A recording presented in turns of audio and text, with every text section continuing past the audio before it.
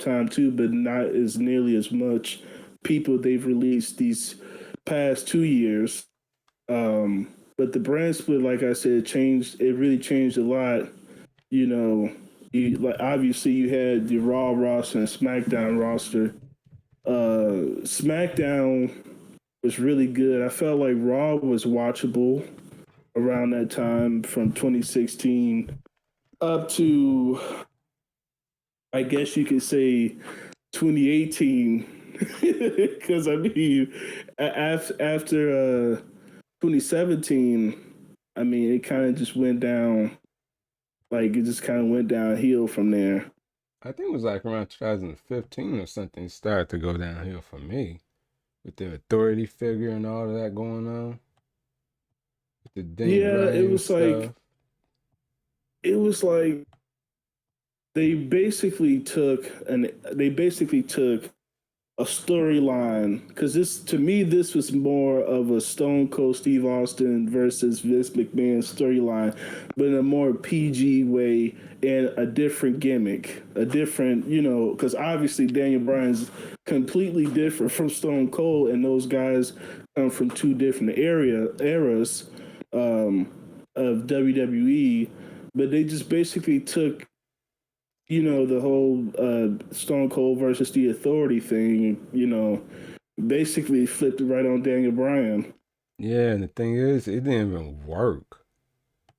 Like, they wanted to say, oh, we have this success with Daniel Bryan and all this stuff, but the thing is, it did not work. More people was against the whole damn thing than for it. Right.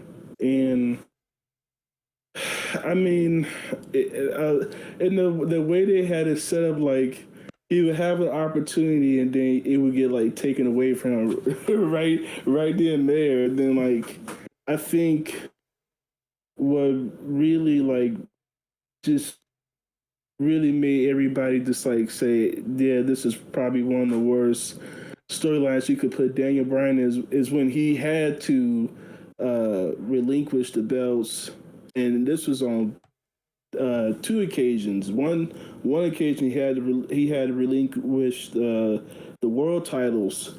Then the second time he had to relinquish the Intercontinental Championship due to injury, and when he relinquished the Intercontinental Championship, he had to retire, which is that really just like changed definitely for me how I felt about all that, because it just shows they really didn't care for his health, because he put himself through a lot. I mean, especially the stuff that they were having him do with Kane. Yep. That really fucked up his body a lot. For me, that when Daniel Bryan gave up the 2 titles at the wrestling, that was the year I stopped watching WWE. Well, it was pretty much that SummerSlam where he lost the title to Orton because of Triple H. That's the pay-per-view that caused me to stop watching WWE. That match. I figured too, because I mean, like a lot of people. I mean, because I still talk to a lot of people who used to watch wrestling. They said that like when that happened, they stopped watching it right then and there. Some people stopped watching WWE soon as the PG era came. In 2000, what was 2009 or 8? Yeah, 2009. Yeah, 2009 because of Miss McMahon. Yeah, when that came around, a lot of people stopped watching it right then and there, because the ruthless aggression era I felt like was more of a success than any era that they've ever had. I mean, some people would argue and say that the Attitude Era did. I think both of them. Yeah, both of them was a success. Just everything after that just went to shit. Yeah. And now that Vince has gotten all these sponsors, basically it's more children's sponsors than anything else. Yeah. Make-A-Wish Foundation, all that stuff.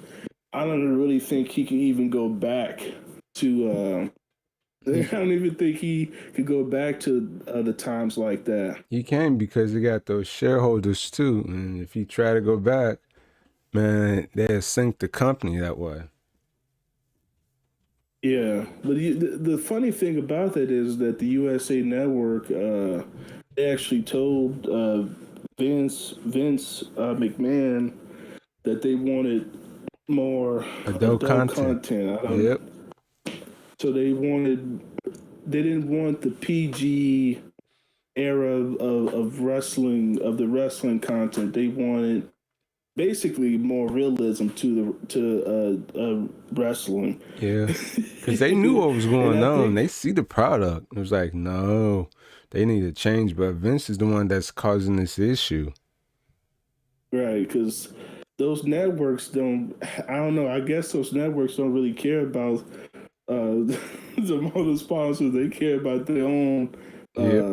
their own, stuff because ratings is everything. For them, yeah. But for wrestling fans, they should keep their nose out of that stuff for real.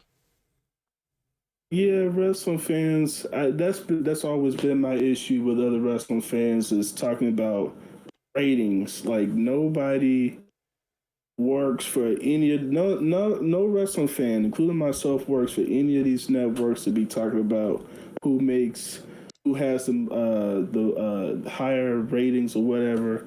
I don't care about that stuff. I mean, yeah, Impact Wrestling doesn't have 500,000 or close to 1 million viewers, because of the network they're on. But at least they're still on a network. I mean, they're the only wrestling company you can really say that have their own network because Yeah. They're owned by another Yep. company, which is Anthem. Yep. So And they have more money that's than the literally the Khans only. family too. Yeah. So um, I just wish that because my thing with Impact too, Impact Wrestling, because I've been watching them since the mid 2000s. Same here. I just think that now that Anthem Sport and Entertainment has Impact Wrestling with their own TV network, they don't really have to go out and ask anybody for a network now. I think since they have all that money, they need to, I don't know, figure out a way they can, get the network out, have more exposure because, I mean, there's not a lot of people that watch Access TV, Yep. And I think that I think it's all right to have music, the country and rock music stuff on there, but I think at some point, if I was them, I would try to get rid of that. I would try to get rid of it as soon as possible because they, now they're acquiring, the boxing stuff on there. You got wrestling. It's becoming more of a sports channel. So I think that that's the route that they need to go, because it will definitely get more eyes on the network and their content sports wise.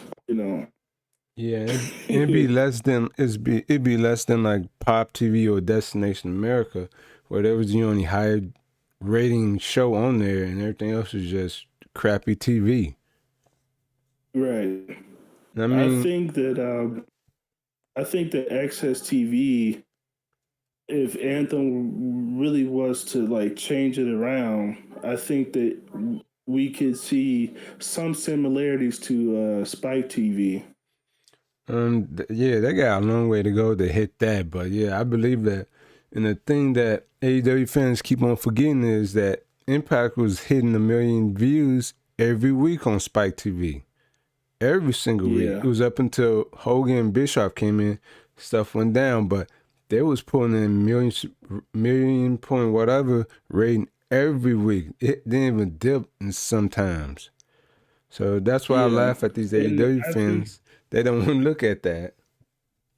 right, and I think that Impact was the only was the only company to reach surpass 2 million at one point. Two Yeah, million views on Spike TV at one point. yep. And they was doing good numbers, and people keep saying that what was it? Hogan was on Impact's payroll, and he wasn't. Spike TV was actually paying Hogan. It was just Hogan wasn't promoting the Right. company and stuff like that. Right. And then Vince Russo also had a part in TNA not being successful too. I mean, Yeah. he had a part in it. Jeff Jarrett, I definitely feel like he obviously had a part in it because he just kind of not only did he screw the company, but he screwed himself over working with Vince Russo. I mean, And Russo, he had some good ideas, but at times he had some bad ideas that should have been filtered out, just like when he was in WCW. But there was some good ideas he had.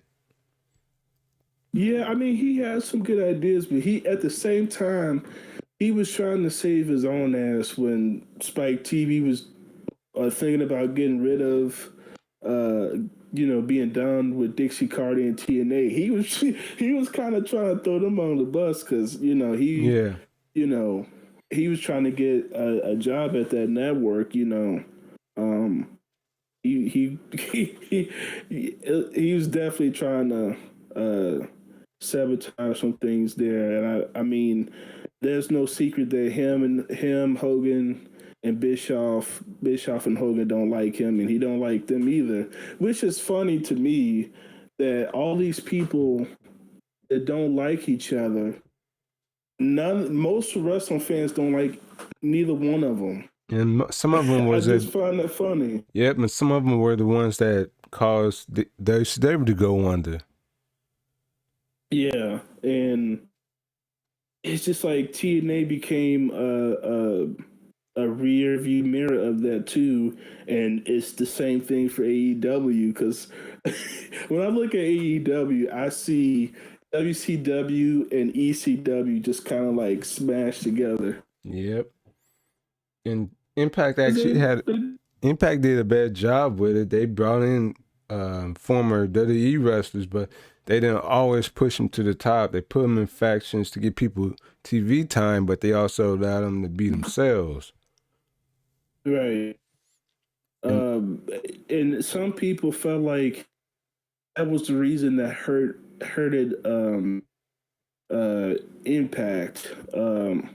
Dixie Carter bringing in, uh, certain people into the company, and some of it did, but I think what really hurt them. And Angelina Love said this. She said that Spike TV really wanted to keep Impact Wrestling on their network, but Dixie Carter wanted more.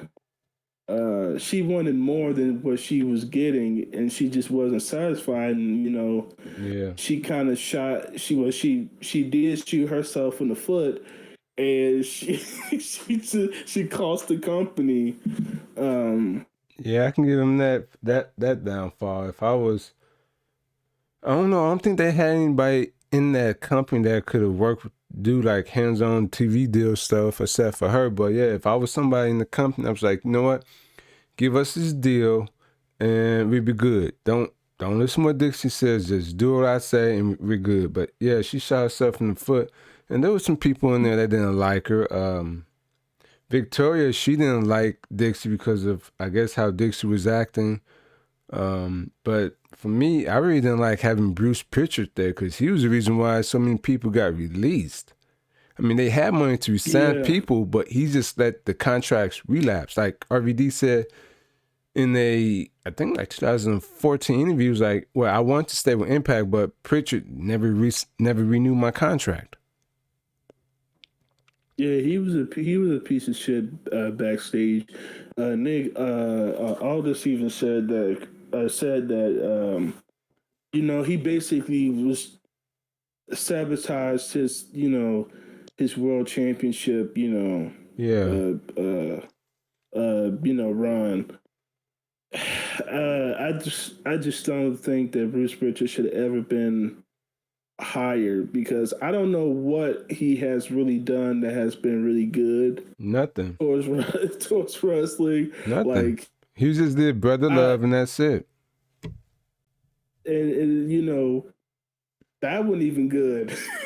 I know, it was like just the Brother Love gimmick, it I wasn't think even good. I think it was either Dixie or Russo who hired him. That was the downfall for the company right there. Cause you brought in Probably was Russo. a WWE stooge who's a shield for Vince, who would say yes to anything Vince says, and he was the reason why the company was starting to go downhill because of that. Yeah, Now, I think Russo brought him in because him and Russo um, are are friends. I believe they still are friends to this day. And it's funny because if you think of the whole Cornette and Vince Russo situation, who was always in the middle of it? It was Bruce. I just noticed that, like, yeah. he was always in the middle of the conflict between those guys. And at the end of the day, who was always right? Cornette. Yeah. I mean, there's plenty of people who I talk to or I used to talk to, like, I don't like Cornette. I don't like him because blah, blah, blah. It's like, did you actually sit down and listen to his podcast? Because I've been listening to his podcast since 2000 and I think like 19 or whatever. Everything he said in the podcast was true. Everything. Yeah. He might have a little sexist comment or a little borderline racist comment, but at the same time, he's telling you what's going on in the company without even knowing it. And the funny thing is, Tony is so sensitive. He's actually helping Cornette, because Cornette said in multiple podcasts that anytime his name is mentioned on AEW TV, he gets a 6-figure increase in his traffic and merchandise. So he ain't lying about that. Yeah. So if the Young Bucks want Cornette to be quiet, why are you guys always mentioning his name, putting more money in his pocket, bringing more people to him?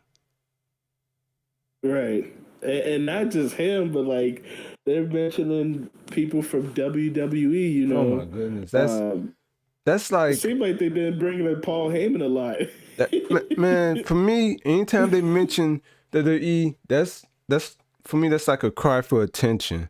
Hey WWE, look at me. Look, I'm competing just like you guys. Look at us. Look at us. And Vince is like, okay, what's on the news now? Like, he's looking at it for a second. Okay, they're not gonna be a competition and leave. Oh wow, you pulling what? 800,000 views? Get up to 1 million weekly. They can't do that because they're stuck in the niche that they cannot get out of without angering their little fan base, who I like to call the stands. Not fans, the stands. Because anytime you hear AEW getting in trouble for something, they're always coming out of woodwork, always taking Tony's, out of their mouths and saying, no, Tony didn't do this. Tony didn't do that. It's like the proof is right there. The proof is right. Then people's like, man, I stopped watching wrestling a long time ago, but AEW got me back in the wrestling. I'm like, I feel sorry for you then. Because me, I don't watch WWE. I definitely watch AEW. I sometimes watch Impact when they're good. ROH, used to watch them. I mostly watch Lucha Libre and wrestling in Japan. Because nothing in America, nothing's good. Impact is not taking. I have on 3 multiple occasions sent a long contact form message saying, Impact, you need to sign these people before AEW does, and you looking weak. Right. No, nobody. They did nothing. I said on Twitter, and I think you commented on this too. I said on Twitter probably a week or two ago that, because I retweeted what Jay Chris said, and I actually interviewed him for the podcast last year. It was right after he got his contract expired with Impact, which I felt like they should have never let him go, because he didn't have anything to do with what his brother did. Yeah, but I they also let think him he wanted go. to get away, just to do his own thing.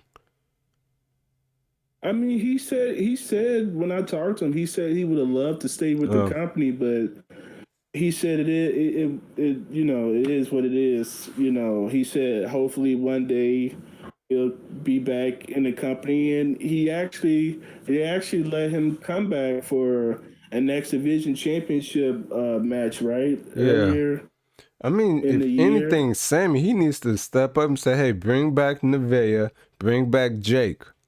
Those who are Right, very important. Yeah, they might not be big names, but they are draws for your company.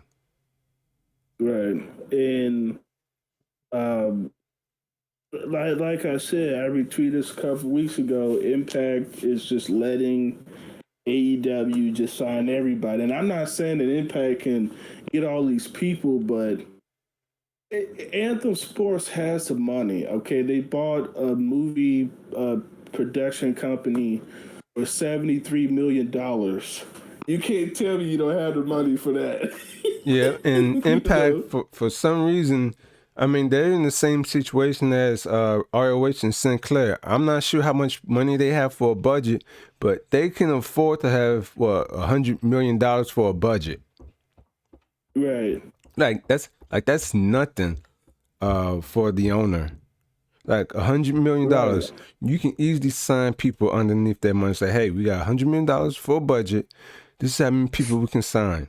You just let Mercedes Martinez leave, and she was just with the company, and she And goes she right. wanted to sign.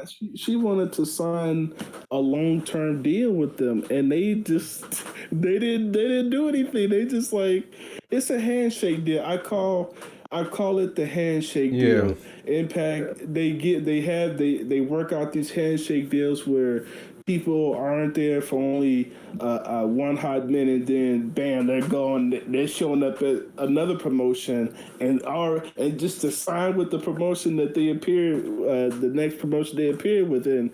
That, like you said, that's what we saw with Mercedes Martinez.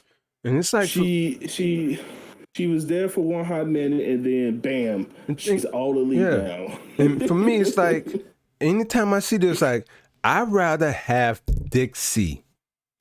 At least she was Yeah, I said that too. yeah. At least she renew or extend your contract. Scott Demore is doing nothing. All he's doing is sitting on It's his not hands, even. huh? I don't even think it's. I don't even think it's really. Is it really him I don't that's know. doing it, or is it Anthem? Because I don't even know how that works. You know, considering that they own Impact. I don't know if they tell him, well, this is the limit of the contract offers. I don't know.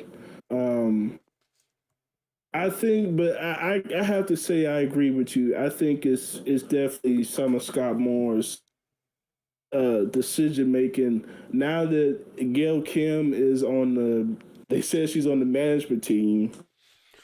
It's Hopefully, yeah, it's either she will have. it's Ed something, Ed Norham, who's the president. So either Yeah, I think that and he's Scott is really the the vice person president. that. Yeah, Scott's the vice president. Yeah, I think that I think he's really the reason why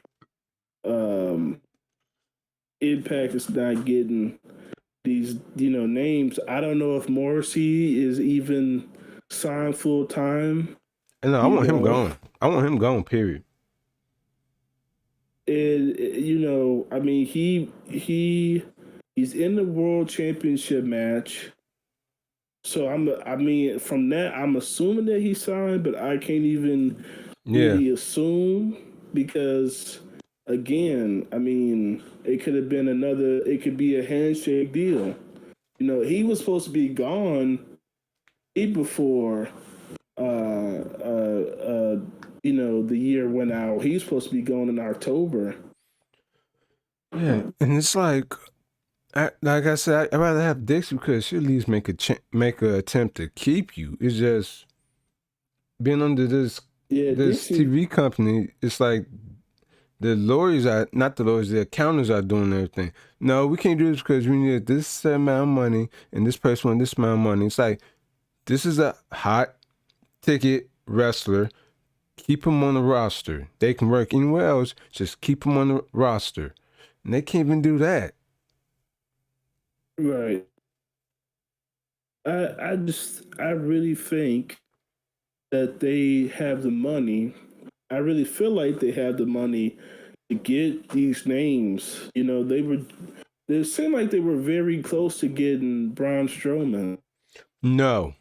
If they got Braun Strowman, But I would stop watching them again. I mean, don't get me wrong. I think he's a meathead. He is. Just like Ryback and Goldberg. I think he's definitely a meathead. But I mean, at the same time, they could benefit from him in some way, you know, because of his name, and that probably would have brought some type of exposure, but not if they could get him. I'm fine with that. Bray Wyatt is the person I really wanted them to try to get. Same here. I, But the I thing mean, is, are they going to keep him on the contract for long term? Because they let Martinez go, and she's one of the best women out there, and they just let her walk. I'm not sure they're going to do the same thing with Bray. Right, and we know Bray Wyatt loves to have creative freedom. Control. Yep. I don't know if AEW can necessarily give that to him. They won't. Like Impact, They won't. Impact is full of creative control, full of creative freedom. Yep. So I don't really see AEW giving that to him, and I just don't think Bray Wyatt fits that brand anyway. He doesn't, because of how big it is and how you can say about 20 of the wrestlers are protected by Tony, so there's no way for Bray to fit in there where he can beat like a CM Punk or Daniel Bryan and them cleanly without Tony doing something to mess it up for him. Right. Now I know some people have said, "What about Malachi Black?" Because him and Malachi Black characters are the same, and I said no, they're not. different. Yeah, I said they're way different. I said Malachi Black, he's able to get away with you know, the lights going out and everything appearing in the ring. It's the same thing that the Undertaker has done. He has the Undertaker, basically the Undertaker's gimmick. Bray Wyatt's style is completely it's completely different. It's way more out there than the Undertaker's, than Kane's, than Malachi Black, any sinister character that we've seen on wrestling. His character is way more out there. So I think Impact is definitely the place where that style is needed more. And if Bray Wyatt goes there, that's a lot of eyes that Impact can have. Yep. So I mean, I don't know what 2022 has for them. I don't know what they got planned. It seems like they're starting off just right by Hard to Kill. Looking at the match cards, it looks pretty good. But when they let Mercedes go, that's like a big name you just lost there, and everybody's like, "Oh, what's going to happen to the women's division now?" Because you lost a key component who can be a mentor to future knockouts. Right, and she brings real edginess to. She does to the knockouts, the division. I don't think we've had the edginess in a very long time. I mean, I think the last time we've had edginess for the Impact knockouts division is probably when Victoria was there. Yeah, roughly around that time. When Winter was, when Catalina Lee when she was also there as Winter. That's when it was like a little bit edgier, yeah. Yeah. Su Yung, I would actually say too. I mean, yeah, but she's out. She ain't wrestling right now. Yeah, I just saw that she's pregnant, so that's pretty good. The only thing You know, pretty good for her. yeah, I can give credit to Impact for sneaking that in there to let people know that she was pregnant by using Brandy, Lauren, and Kimberly. Yeah, a lot of people were turned off though by the by the whole, special effects,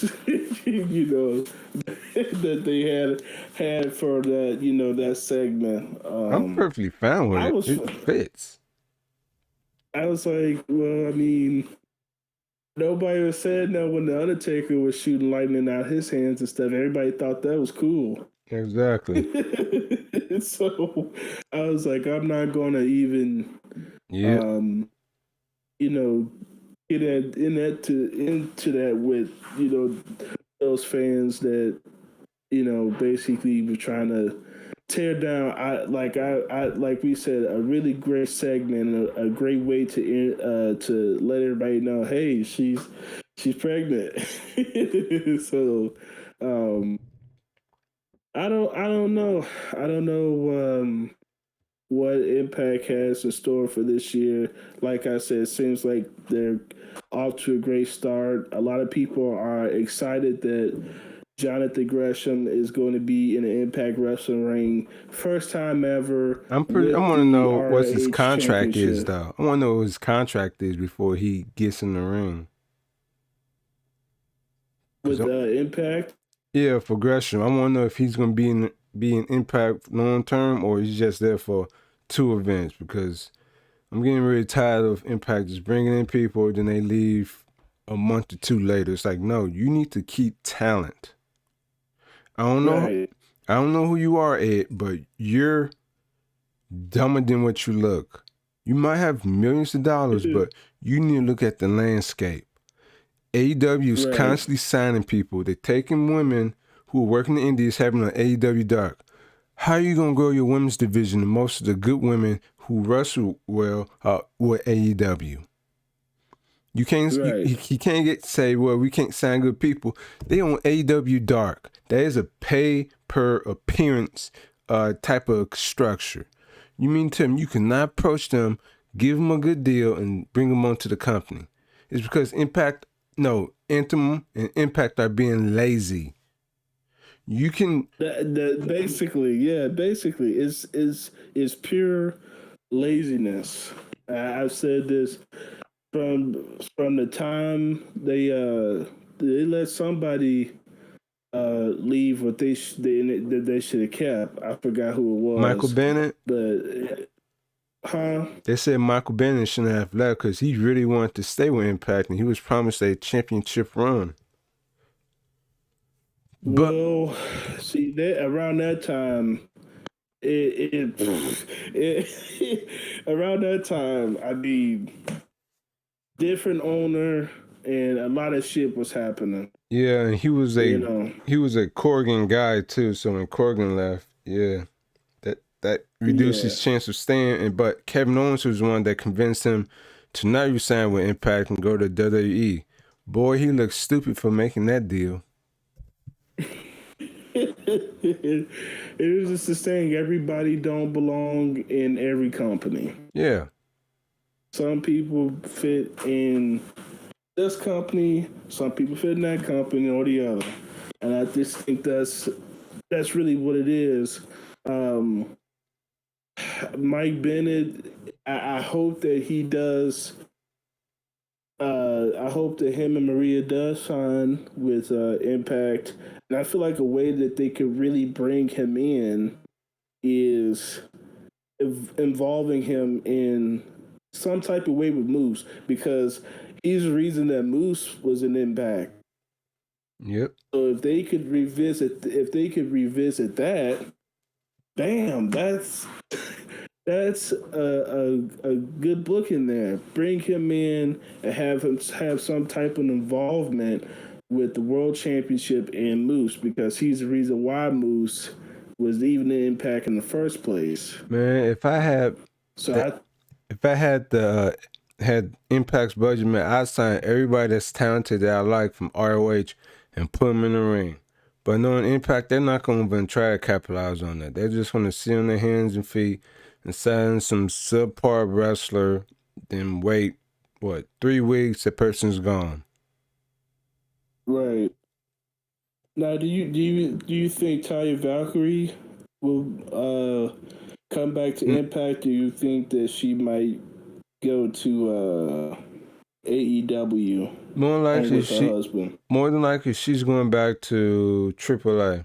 That's what I saw. That's what I know. She did a promo that said, "Hey, Deanna, she's coming back for her title. Come back for the Queens of Queens title in AAA." So she might go back to Impact. I don't know, but she deserved to get released from WWE, and here's why. She is a fame seeker, attention seeker. She's going to chase with Johnny all these big fancy places to go and do subpar stuff. Lucha Underground, they made the whole thing about them at some point. Got boring. WWE hardly did anything with them together. If you didn't know who they were, you didn't even know they was married. Impact, no. Then she complains that WWE is sexist. No, Ty, you need to look in the mirror. Before you got pregnant, you were slim. You could move all around the ring. After you had that kid, you blew up. You didn't even try to reduce most of that weight anymore or try to improve your weight in the ring. She had a kid? Yeah, she had a kid with Johnny. I did not know that. They hardly even show the kid. Exactly.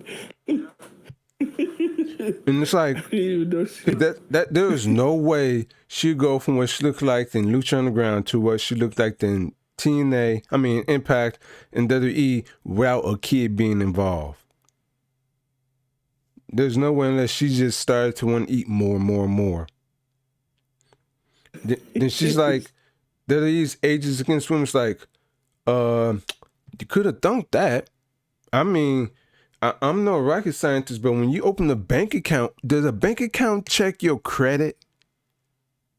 Right. So you mean you couldn't sit there, Talia, and look up the history of WWE? Oh no, you just want to chase that money. You see, Talia, I don't care if she hear this or not.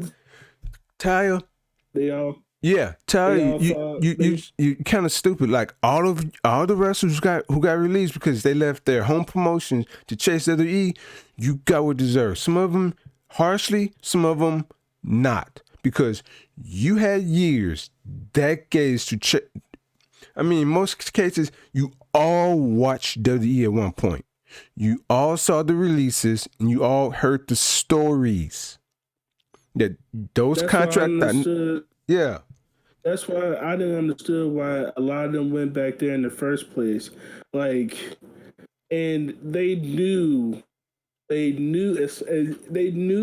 down inside that they probably were not going to be there that long. Exactly. Some of them knew that they were going to get released. Those contracts are not guaranteed like they used to be.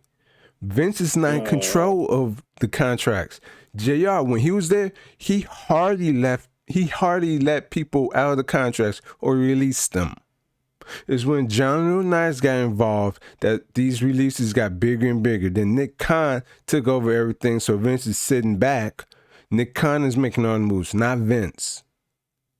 Right. So when y'all heard that news that Nick Khan, somebody from Hollywood who do much as he can to make sure the money is low on budget to keep the company profitable. You should have known right there, yep, I better start looking at other promotions. Right. Especially the ones from overseas, which y'all visas, yeah, those things are taken care of by WWE. Once you become independent, that's kind of hard to take care of. Like LaFisto, right. She's an independent female wrestler from Canada. It took her nearly December to get back to the United States because of her visa. Right. And she's independent, so it's like these wrestlers have every tool in their pocket. They have friends in the company that say, hey, WWE is a good place, but those contracts are not guaranteed. Or, but this is that. I credit Andrade for one thing and one thing only. He told Roosh not to sign with the WWE. What did Roosh do? He went to MLW, held title a little bit, then he went to ROH. Never once he went to WWE. Because that's what a good friend would do for you. Hey, do not come here because they're not good with non-white people. Right. Like I follow this guy called HP the Ghost, like a young black talented dude who wrestled like in Georgia and stuff like that. He has a dark character, face paint and everything. It clicks. You would never see it in the WWE or AEW. What would you see in those two companies when you're dealing with black people or Hispanic people? They're always doing something goofy. Yeah. Or they're always doing something that is stereotypical. Yep. Did you know that the second Sin Cara, he was there, they unmasked and made him like a little typical Mexican gangster. Holocaust or something. Unoco, yeah, I remember that. Yeah, that was just that stupid. was terrible. It was. I mean, that was terrible. And I remember in the mid 2000s they had the Mexicools. Yep. And they would come out. Their interest would be them coming out on lawnmowers. And I remember that too. I was like, wow. It was just yeah, they really, the ruthless aggression era, I think, was an era that it was good, but you could see like some stuff they couldn't probably pull off today. Yep. Because I think the ruthless aggression era was more sinister with stuff than Attitude Era. Yeah, it was that swan song. It was that swan song because they can't do anything now. They had the Tori Wilson and the stable, what was it, Playboy stuff. They had the Diamond Reed and the Tori Wilson stuff. They had the Diva Search, which was Jonah and Nias' idea. Go figure. The divas, the women's, they didn't get proper TV time during that time either. It was mostly bra and panty stuff. The one who was carrying the division mostly was Chyna, Lita, and Trish Stratus. Right. Everybody else was just replaceable. Some of the ones who were very talented around that time, when the Divas, because a lot of them around that time wasn't necessarily from the Divas search. Some of them came from OVW. I know Mickie James being one of them. Yep. Beth Phoenix being one. I don't know if Michelle McCool came from OVW, but I felt like she was really talented. I mean, she was really great in the ring, you know. Yeah, but she got kind of bland quickly. Yeah. Like I tried to get into her character, but she was just too bland and boring. I think when they put her with Layla, I think that's where that's when she really became, and that's probably the last time of the era of WWE where people were heels. Like the early 2010s, that era. That's when we had heels. That was the last time we really truly had heels. Nobody was booing the baby face. Nobody was cheering heels around that time.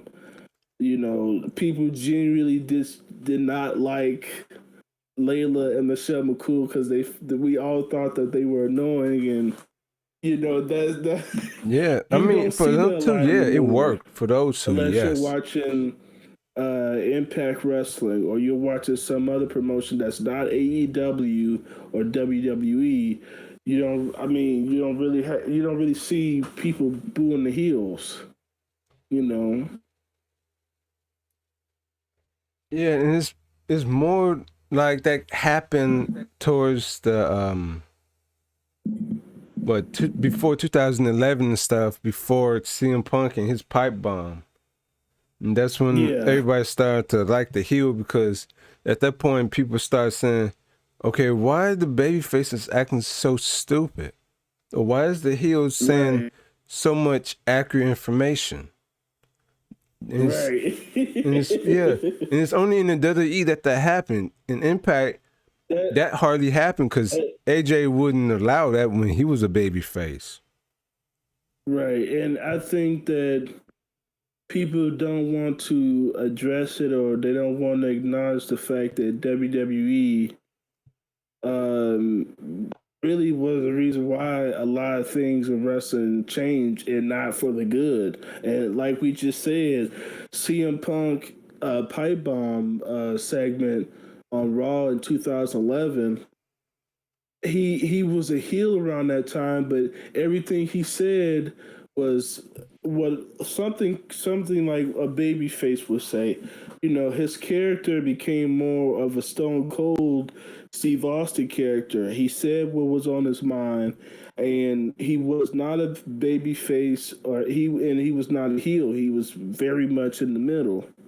So I think after that we started seeing more people be in the middle more than being a baby face or just a heel. Yeah, like the Shield, they were somewhat like a twin or whatever.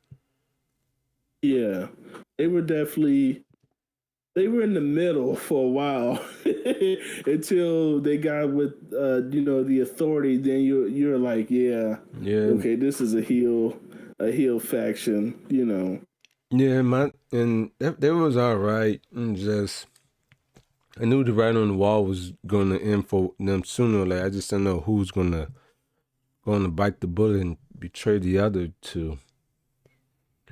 And you feel a like, lot of people, a lot of people said it was originally supposed to be Roman. Um, I could have I could have saw that working in some ways, but Seth Rollins, I think he was the perfect fit for it because he just looked like he just looked scummy. You know, he looked scummy. He looked like he would turn his back on yeah, anybody. So I think that having him be that person was a smart idea. Um, I think when the Shield got back together in 2017, that's when Roman Reigns should have turned heel on them, and that would have made everything really good. I mean, for Roman, because that was the year for Roman to actually really turn heel, but they didn't do that. Um, and it didn't make it any better for him or his character, as people were treating him as a heel, even though he was a baby face. yeah. And it wasn't like his fault. It was primarily Vince's fault. Right. Yeah. Because Writing his promos and stuff like that was like, no, that's not what somebody of Roman Reigns looking caliber should be doing. right, and now the new Roman Reigns, I don't really watch the product like that anymore. I do see them on my timeline because I'll see people repost, clips and stuff from SmackDown and Raw. I don't really care about Raw, but it seems like SmackDown is the A show for them. Um, at one point in time, it was NXT, but I guess it's SmackDown now, and it seems like Roman Reigns is more natural. Yeah, you Um, just letting him be it, himself. it's the same thing with the Usos because the Usos were a underrated tag team for a while, and it was because of that gimmick.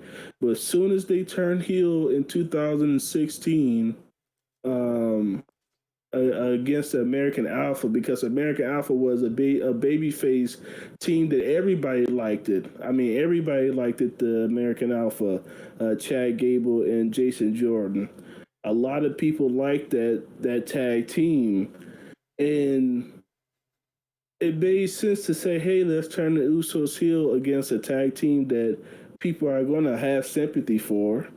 Um, and knowing the fact that the Usos is kind of blending away, the Usos, we want them to still be in the tag team division, but how can we turn the value up a notch? And them turning heel in the way that they did it on the American Alpha was genius. That was really a great book in there. And from that moment, I was like, we're getting a natural feel of the Usos, and they literally became the best tag team, and still is the best tag team in not just in WWE, but I guess you could say in wrestling right now, wrestling history. You know. Yeah, I got a few teams that are above those guys right now.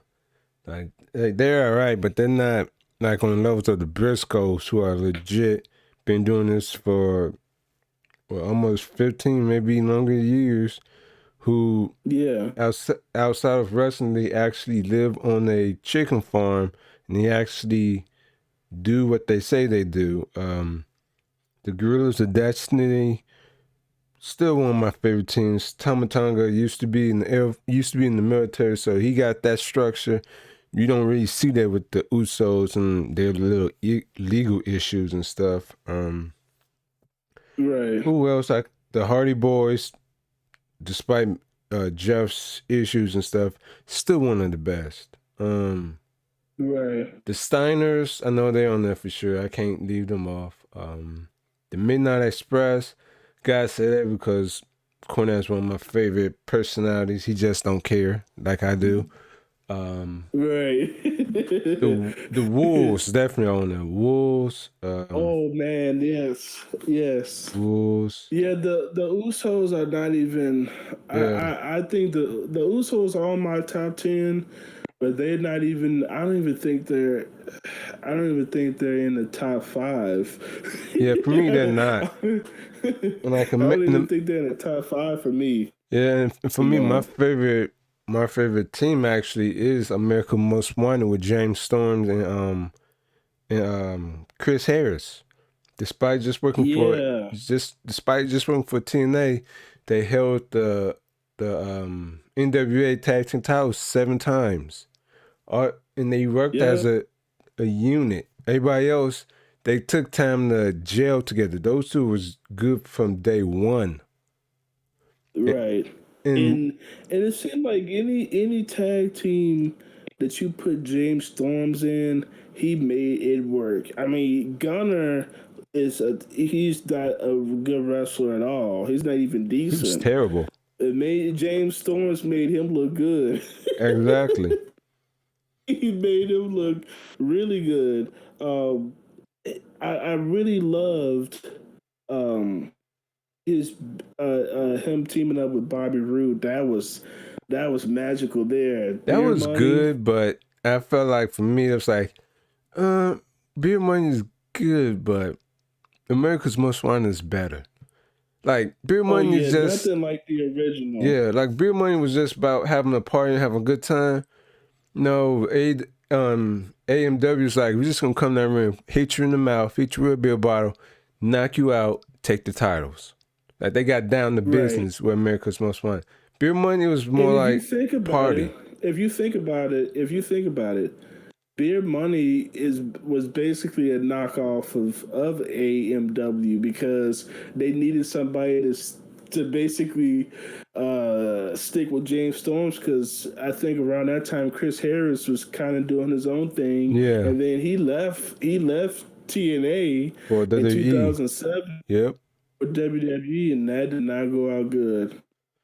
Yep. And that was like I think after that, that was the last time he wrestled for any company. Then he came back in 2011 when Matt Hardy Yep. made him as the surprise tag team partner. Yeah, I remember When that. everybody thought it was Jeff. I remember that, That yeah. was a great booking. That was a great And I booking. love the way they went off the Bring air. somebody. Yeah, bring somebody back that Jay Storm wouldn't expect and knows him very well. I I mean, think that was a great setup there. yeah. Oh, yeah. I feel bad. I forgot to add. What was it? LAX and the Naturals. I feel bad for not adding those guys on my list, but those guys are on my list too. Chase Stevens and Andy Douglas, man, they was crisp in the ring with the franchise next to him. And LAX, Yeah. man, you can't touch that. That's pure gold right there. Homicide and Hernandez, man. That was like the Yeah, freaking gold man. age of Impact.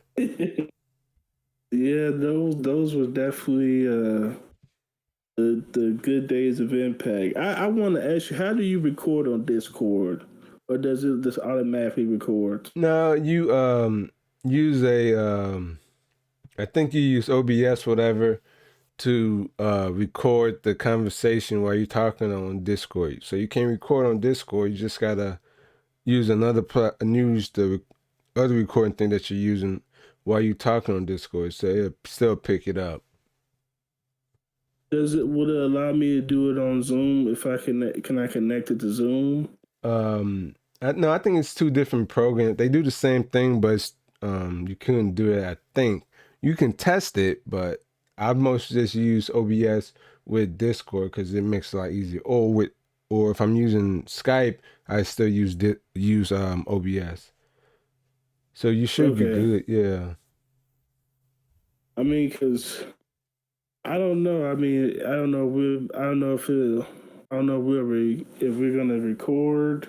I mean, at least we having a conversation, though. I would say at least we have a good conversation about just to meet each other and stuff like that. Have a good conversation because I know we share a lot of similar thoughts about wrestling today and all these wrestling companies, especially WWE and AEW.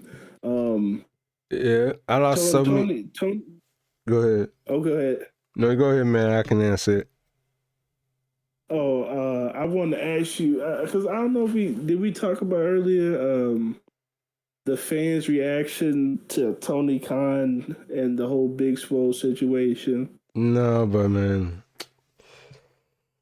I knew it was going to happen. That they was going to come out the woodwork and start talking smack.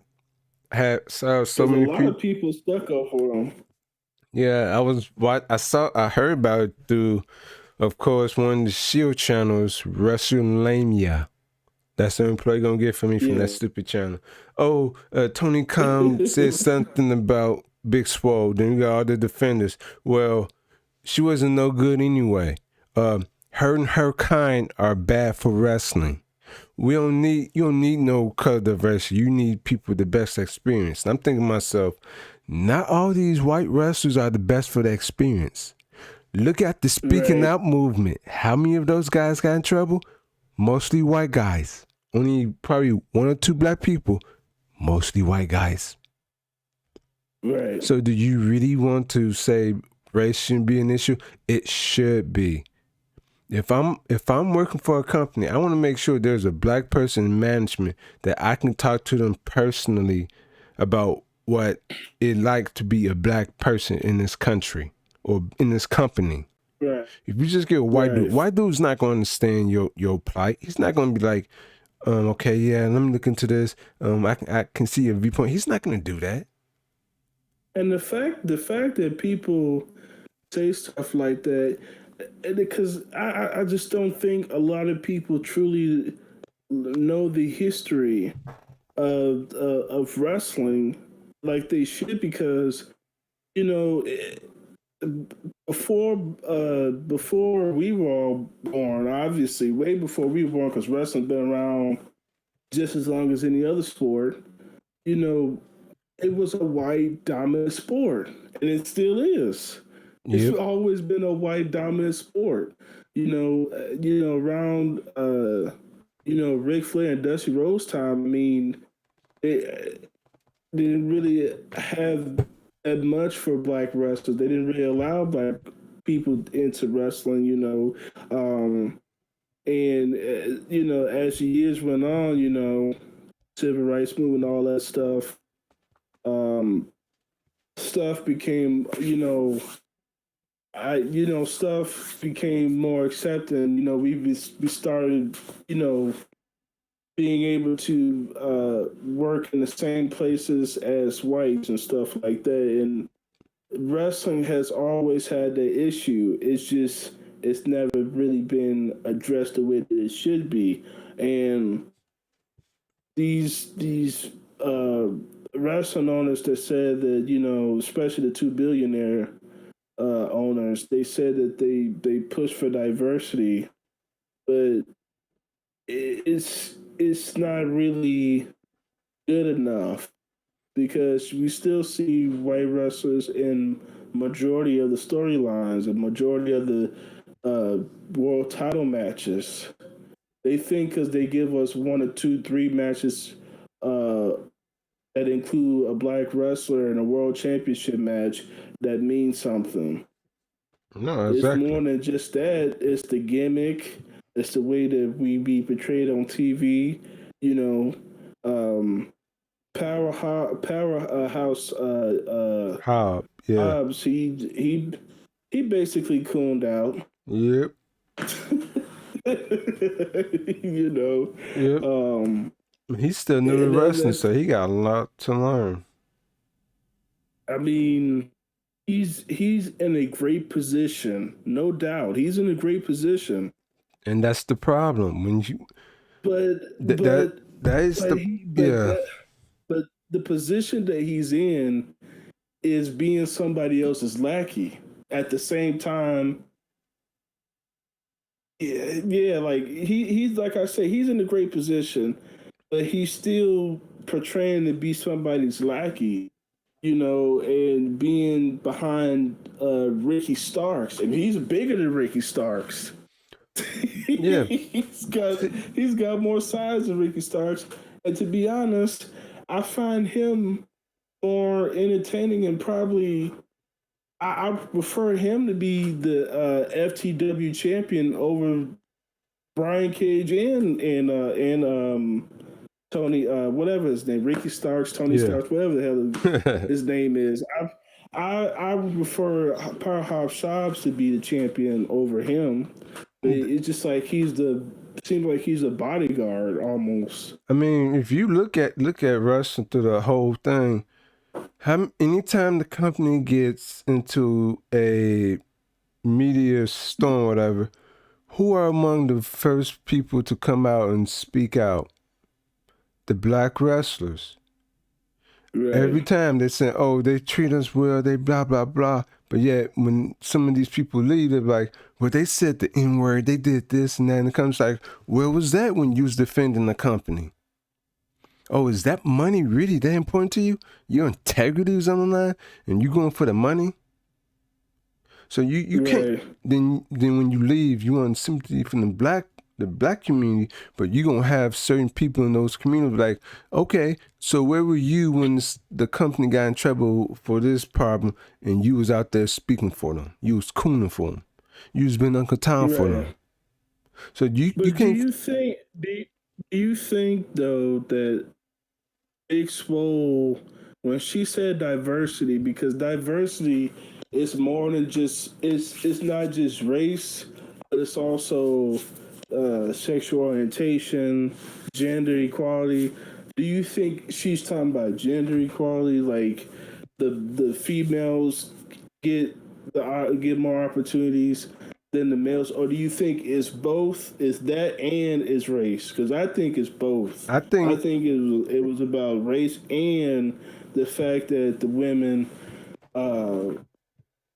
don't are not being don't have really as a big representation as the male wrestlers always the male wrestlers consistently.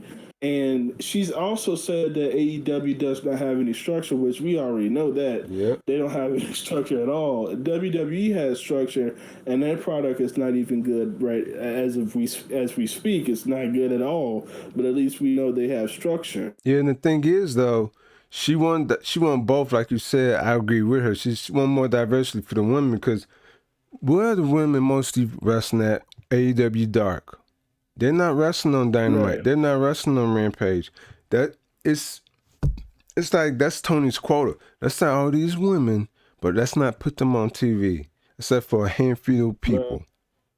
Diversity, Right. And for the diversity, I think she was talking about we need more people that are non-white in management. So if you have an issue with somebody and you can find somebody who's has the same race or same background as you, you can relate to them more than just some plain Jane white guy that don't really care what you have to say after you talk to him for about 5 minutes.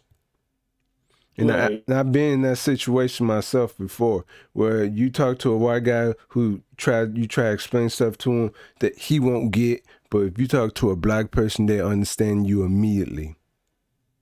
Well, the problem is with most white folks is they try to tell us how we are, and they try to tell us how we live, and they don't know us personally. They don't know how all black people live. Exactly. So they try to tell us how we live through stereotypical manner, and I won't accept that Me because either.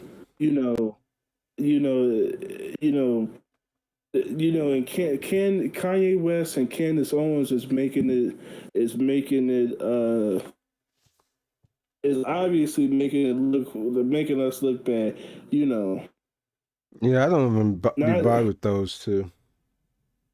not just them, but also not just them, but also people within our community that kill Yep. their own people, that rob from their own people. Because so when it comes to coon, my definition of coon is very broad.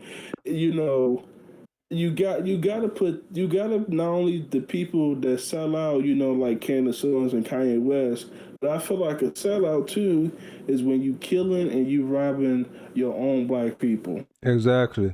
Don't forget to put Like Mark these, Henry and Booker T in that category too, because anytime that he got in trouble, those two are the first two to come out to say something.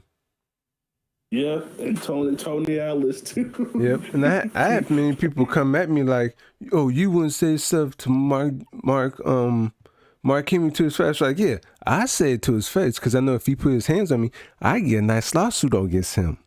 Because my words are just Right, words. The moment he put his hands on me, right, there's a lawsuit. right.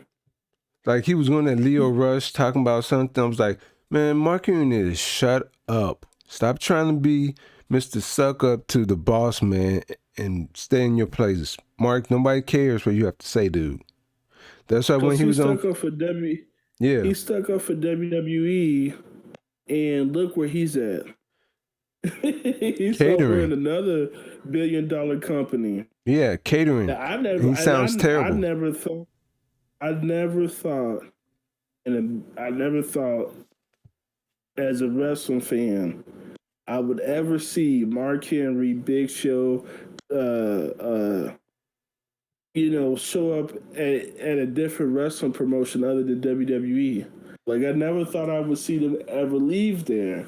Um, Jim Ross. I mean, I kind of knew he was already out, so that Yep. was no surprise. And he was already doing stuff with New New, Japan yep. and other promotions, so that was no shocker there. But like Big Show, as far as like talent wise, that have been wrestling in that WWE ring for over 20 years, close to 20 years. I never thought I would see Big Show and Mark Henry leave WWE and go somewhere else. Christian Cage, I could see it Yeah, because he did before it's with not the first Impact. time he's done it before. He's went to TNA, had great success, and I don't know how I feel about his run to AEW now. I feel like it's just kind of meh It's right stale. now. It's boring. I mean, It was just for shock value. we've gotten more value out of Christian and Impact in AEW, and he was signed to AEW when he was the Impact World Champion. Yeah, because because people in Impact who hopefully are still with the company since his 10 years in Impact know how valuable he is, and he's not always have to be in the world title. He's not always have to be the main draw, but he can put over people a lot better than most of the guys in AEW, who most of them are only there due to being friends with the guys who used to be in creative control, who are just, I think, vice presidents by name and nothing else. Because you know how Right. Tony is. He can have control of everything. Right. And it just it's it's just really crazy how much talent he's hoarding over there. And he's like, well, I'm just gonna let them, I'm just gonna let their contracts, expire. I feel like it's stupid to do if you don't feel like their services are their talent is not needed there. There's no reason for you to wait until their contract is up because you don't have nothing for them to do. You don't even have them on any television program anymore. So Exactly. what is the point of keeping them there? It's the same thing with WWE. Like, you're not going to have anything for that talent. You should just let them leave, but do it in doing it in a more of a manner of not just releasing them because you just saying you're not trying or you just gave up on them. That's a really shitty way. Yeah. And they have done. You know, I don't really like the 90-day non compete clause. I feel like it's stupid. If I release you, there's no way I'm putting you on 90-day non compete contract rule, and still paying you money. Because once you're released, you get your last paycheck, and then you're out the door. Yeah, for me, I think that should be optional because I know for those 90 days you still getting paid by the WWE for doing nothing, but that should be optional. So like if some people are like concerned that they can't find booking or because their star power's not that big, yeah, take that 90 days, go to the gym, work yourself out, do what you gotta do to reinvent yourself. But if you like somebody Right. like say like a AJ Styles, if he should ever get released, he can immediately get bookings somewhere where he doesn't need that 90 days. Right. But there's some wrestlers like the Iconics and all those foreign wrestlers that work on visas, they need that 90 days. Otherwise, they would have been gone a long time ago. Yeah. Now, do you think that do you think there's been a breakout star of 2021 or just in years that have gone by altogether that have really reinvented them, that we could say really truly reinvented themselves and looks like $1,000,000? I feel like Morrissey is one of those people. I feel like he really reinvented himself. He took a real life situation with himself and made it into the character he is today. And not only that, but it tells a story. And I think that's where a lot of wrestlers today are lacking is the storytelling of not just the storyline that they're in, but the story behind their character and how their character became to be. And I think it was this gonna be a surprise one. I think it was Jacob Fatu when he was in when Oh he's in yeah, MLW. Yeah, he held the title about I think like 500, maybe 700 days. And credit to MLW, they didn't put him in just some half-ass matches. They actually put him in high quality matches that make sense, and they didn't just throw him out right, there. The second, right. the Now second, that's a real Samoan badass. yep. I think the second person who this one is going to even surprise you more was Eva Lee's. She got Yeah, released from AEW for Thunder Rosa, same issue with the other black wrestlers in history, playing these games to be sucker up to the ownership, whatever. She got released. She started winning like 3 or 4 titles. getting high quality, consistent booking on indies, and people keep trying to write her off, but she's still wrestling. She's still performing because nobody believes all the stuff you hear from AEW. You see, she been wrestling way longer than Thunder Rosa, so she got connections everywhere. Shine is gonna keep her around.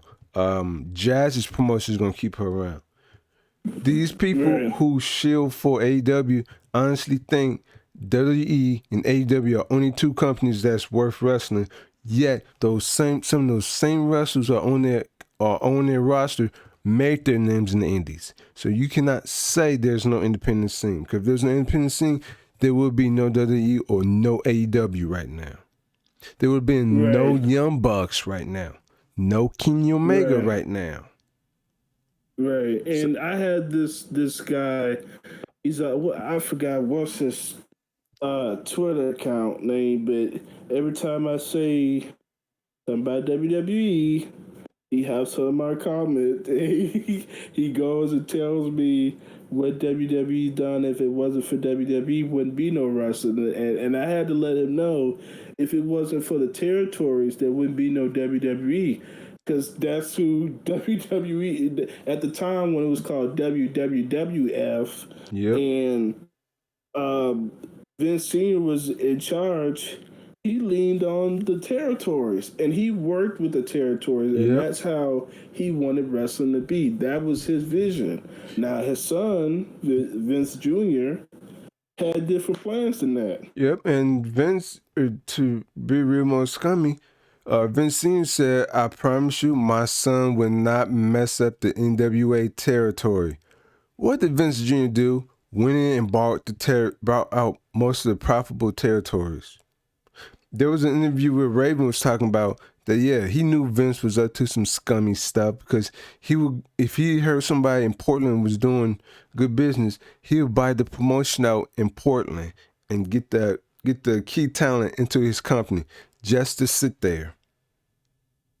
And mind you, Raven, the guy who was, I think, like Meta or whatever the thing is, he's high intelligent. Even if he's strung out on something, he's high intelligent. He can get into Ivy School and be a teacher. He saw this stuff going on. So if he saw this stuff going on, the rest of these companies should have saw that. Right. And it's just crazy that everybody seems to think that WWE is just I will give Vince this credit and say I can't even really say that because wrestling was already mainstream before Vince. Vince did not make wrestling mainstream. Wrestling was already mainstream. Vince made WWE mainstream. He made his company mainstream, but he didn't necessarily make wrestling mainstream. And his company wasn't it wasn't even the first company, the wrestling promotion, to have a pay-per-view. That was ECW. Right. And people will credit and say, well, WWE's the reason why TNA was around. I don't agree with that. I think that by WCW... by WCW closing, by them closing was the reason why we saw wrestling companies like MLW, Ring of Honor, and Impact, come around, because people forget this, but not everybody from WCW went over to WWE. Exactly. Not everybody went, and some of them signed their contracts. Some of them that came over, they only came over for a little bit, just to when they did that invasion shit, and they had them fight. They had every ECW and WWE and WCW superstar fight in the ring, and they had Stone Cold come and kick everybody else's ass. Yep. That was the only time that you saw almost the whole roster of WCW, ECW come around, but the main people in WCW, I would say for the most part, went to WWE, except for Sting. Yep. That's the only person who didn't go. He was smart too. Yeah, he went over. He when Jeff Jarrett started the company with his father, when he started TNA with his father. That's where Sting went. He went to TNA and with a lot of other people, and that's where they helped build that company. And the thing is, Sting did the one thing that I say already in this podcast. He did the right. He watched the product and he saw what they was doing with WCW guys.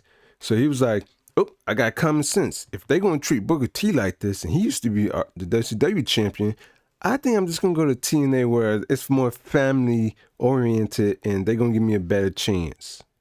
And what happened? He been there, what? He was there like a decade or so. Go to WWE, got injured. More of the story, Sting. You should have just stayed in TNA. Seriously, you should have just stayed in TNA. You didn't have to chase the money. What happened? You went there, you got injured in the first night. Or one of the pay-per-views. I think he went to WWE because he wanted to do something he never did. You know, because it was always the talk. Oh, Sting should have came there. He never came there. They wanted him to wrestle the Undertaker, and that never happened. Yep. I mean, that never was going to happen. Maybe if Sting had came in the WWE earlier, it would have been worse if they brought him in earlier. They would have done worse things. Not his early years, but the I would say like the mid stages of the crow Sting, like if he had came in if he had came in with WCW, basically was bought by WWE, then it was too late. Yeah, and it's funny too because WWE was like running this, I don't know what it was, like some kind of promo or whatever about like a house with rain falling on it. And I think Sting said later on that was supposed to be his promo, but he re-upped with Impact, and that was later turned to the Undertaker's promo for something. Yeah. So it's like, I think he made a better choice staying with Impact where it was safer. He can rely on the young talent not to be so reckless, whereas in WWE, it's pretty much a free-for-all. Unless you like the hand-picked chosen wrestlers, you pretty much get fed to the wolves. Pretty much. And Seth Rollins was he when he did that buckle power bomb, I was like, yeah, he just fucked up Sting. Yeah, he did. I remember he did the same thing to Finn Balor too. Yeah, and he broke his arm. Yeah. Yeah, I was like, that's such a dangerous move. No, I mean it's not dangerous. It's depending on the person doing it. Because I seen bigger, taller people or bigger people, whiter people, whatever. They do it, and the other person don't get hurt. It's just in the WWE ring, people's bodies are not meant to be in that type of ring. Like with Impact's six-sided ring, AJ Styles and other people saying like that ring is not for people to be on because that thing is very stiff. But in WWE, it's like that work effort, that how many shows they got to do plus wrestling wears you down. That's why people who never had any injuries in their life, they step into WWE, they start having injuries. Why? Because they're always pushing them. That's why TNA was always the perfect second option because for the most part, they pre-tape their shows. So once you're done with the tapings, you can do whatever the heck you want to do. If you want to just work for Impact, that's cool. You can watch yourself on TV while you heal up. Whereas like in AEW, you don't even get that. You got guys wrestling multiple times throughout the week. And it's like your body's not made to do that constantly. Right. That's why New Japan, despite the fact that those guys go hard in the ring, they hardly get injured because Those guys are seasonal wrestlers. The majority of them came from from New Japan Dojo. And if they didn't come from the Right. New Japan Dojo, they came from another dojo within Japan who taught the guys the basics. You don't get there in AEW. It's free for all in AEW. That's like the perfect example. Do you want to be crappy wrestling, that is American wrestling, or you want to be a seasonal pro wrestler, which is in Japan? Most people will say Japan, but they don't want to have they don't want to go through that training. They don't want to be broken down and built back up. They want the instant gratification. Oh, I can just do this cheap pop right here. Oh, I can just do the Canadian Destroyer like every 5 moves, or the super kick, or do the too sweet sign. Right. That's why I be telling people I don't want to see New Japan, who's high quality, high class wrestling, with garbage wrestling that is AEW. All that's going to do is mess up the prestige that is the New Japan wrestlers, and mess up and tank the titles that New Japan have. Period. And it's just, I don't know, man. I just don't want to see them working together ever. That's like a nightmare for me, because I saw Cody Rhodes in New Japan, and that did not work well for me. Yeah, his run with Impact was it was not good at all. I forgot he was even in Impact. It was only for like I think it was only like for a brief moment, and then Yeah, then he went to ROH. it seemed like everybody from ROH is now a part of Impact. I mean, not Impact, AEW now. Almost. I know the Briscoes, they was backstage, but if I'm them, I wouldn't go to AEW, because they're gonna be on the road all the time, compared to how Impact is, where they just tape for like a month, which is a bad move for them, because they don't have to keep traveling over and over and over and over. They can do the shows there for a month, then they can do indie shows, and for like whatever weeks left, rest up. Right. And it'll be a bad move to have the Briscoes there, because of how much Tony Khan is booking the show. He's not going to book them or anybody else from ROH to be champions or anything. Look at the Revival. When they got there, they didn't even wrestle until, 3, maybe 6 months after they signed with the company. That's because because the Young Bucks didn't want them to upstage them. And they did it anyway. I know, right? And Cornette, he was documenting this too. He was like, why is it the Young Bucks are always on the show first, but you never see the Revival wrestling? It's because the Revival are polished, better wrestlers compared to the Young Bucks. Right. For heaven's sake, it's out there. I read an article or seen the video. I think it was Mac Jackson. He's one that got trained. Nick Jackson didn't get trained. He got trained by his brother. He didn't go to no proper training school. Matt did. Then they came home, got in the trampoline, started training themselves. That's why they have no form in wrestling. That's why they're terrible in the ring. That's why they cannot sell worth a lick. Look at all the times Look at all the times Look at all the times they was in what was it? In New Japan, when Matt Jackson's supposed to be injured, what was he doing? He was just flying around the ring like he wasn't injured. It's called selling, folks.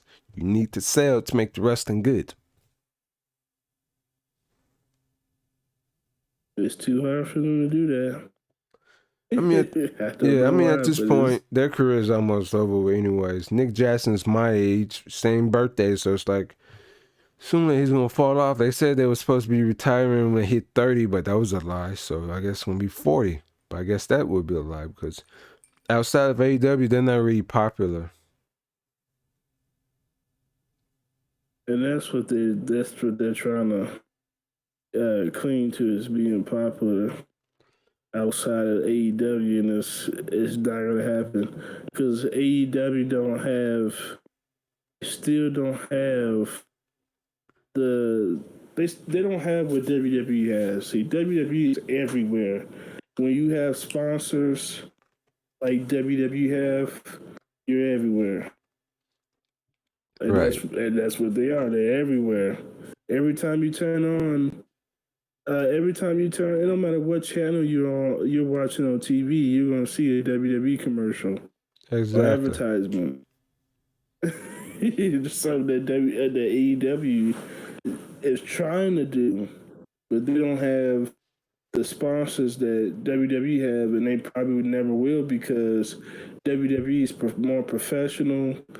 Even though I can't really stand the company, but they're more professional and they have a structure. Exactly. And it's just freaking crazy how WWE hardly spends money on advertisement, yet people still remember them. AEW got to spend money everywhere and it's bleeding money.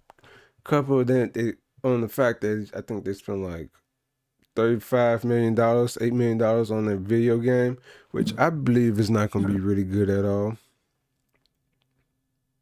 They didn't release half of the company. WWE, they released half of the company, so their video game would be. I don't know if their video game would be worth buying AEW, like you said. You know, Yeah, is it really going to be? I mean, it shouldn't even take you that long to come out with a video game. it shouldn't, but they try and make it perfect, and it's not going to be perfect because you keep hiring more people, more people, more people. That's going to call you. That's going to cost more money, more development time to add those people. Plus, if some of these people get injured or they get released, then you just wasted that money on that person. Right. And it's stupid because they're trying to rush this video game and they not even been in business for 5 years. You should wait after 5 years to make a video game so you know that your roster's stable. You got enough people that are under contract for a long term, and you do not just do this. Oh, let's just do this now, even though your roster's blooming or it's going to burst, and then you're going to be out of money. Right. Like $35 million, I guess, was that TV deal, and he got like $100 million from his dad for his, I guess, inheritance. That can only get you so far, Tony. I mean, if you want to talk money, how's those Jaguars doing for you, Tony? What about what about that soccer team in England that hates you too? You notice he has two failing sports ventures, and the only one he's clinging on to the most is wrestling, because he knows in wrestling he can control everything. But in those other sports, you can't just do what you want, Tony. Those other sports got rules and guidelines that you have to abide by. Right. And that's why he's clinging on so much to AEW, because only in wrestling that your budget is as high as the money you have in your pocket. Whereas if you're in other sports, there's a bargain agreement. So he's like, I can just put my money in this company and I'll be rich, blah, blah, blah. It's like, you don't want to do that. You don't want to put your money in one company because that's how Vince got himself in trouble. Right. And it's like he's controlling everything. He's doing everything. It's like, Tony, sooner or later, this is going to give out on you, man. You can't be the anti Vince, but you being worse than Vince. Vince never had this tight control of contracts or booking or anything.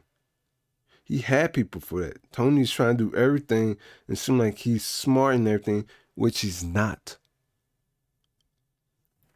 Oh. And it's crazy that he calls himself Booker of the Year. He calls himself Booker of the Year, but his booking is fucking garbage. That is funny because only 3 companies was wrestling during the pandemic lockdown. So yeah, give yourself that title, even though you need to put asterisks next to that. Just freaking stupid. It's just ridiculous. Then they had I'm seeing I don't know if you follow this person, but it's hashtag revenge is forever. That's his page. He said that he want these talents to return. So he has EC3. He has Jesse Goddard. I don't know if you remember Jesse Goddard, no, but I he don't was like Jesse. He was boring. I don't know why people want him back. Mike and Maria Bennett. Yes. Mia Yim. No, because she did the same thing what all the other wrestlers did. When it was came time to renewing the contract with Impact, she bolted for WWE. Nah, pass. Kenny King. Yeah, of bring him course, back. The lady we were just talking about, Taya Valkyrie. No, nah, pass. Pass. Hard pass. I would love to see her Mia Yim back in there, but I feel like they won't go there. I feel like they're gonna try to see if they can go to AEW because that's what everybody's doing now. Everybody's going to AEW. Impact ain't trying to really, bring nobody in. I mean, Mia Yim, she's always after the fame. Mia Yim, she was always after the fame. She wasn't caring about Impact. I mean, they could offer her a 5-year deal, whatever. She wouldn't stay. She bolted as soon as she got that offer from WWE. Yeah, and then if they shitted on her, really good. Yep. Oh, what's my new gimmick when I'm on TV? You're a reckoning.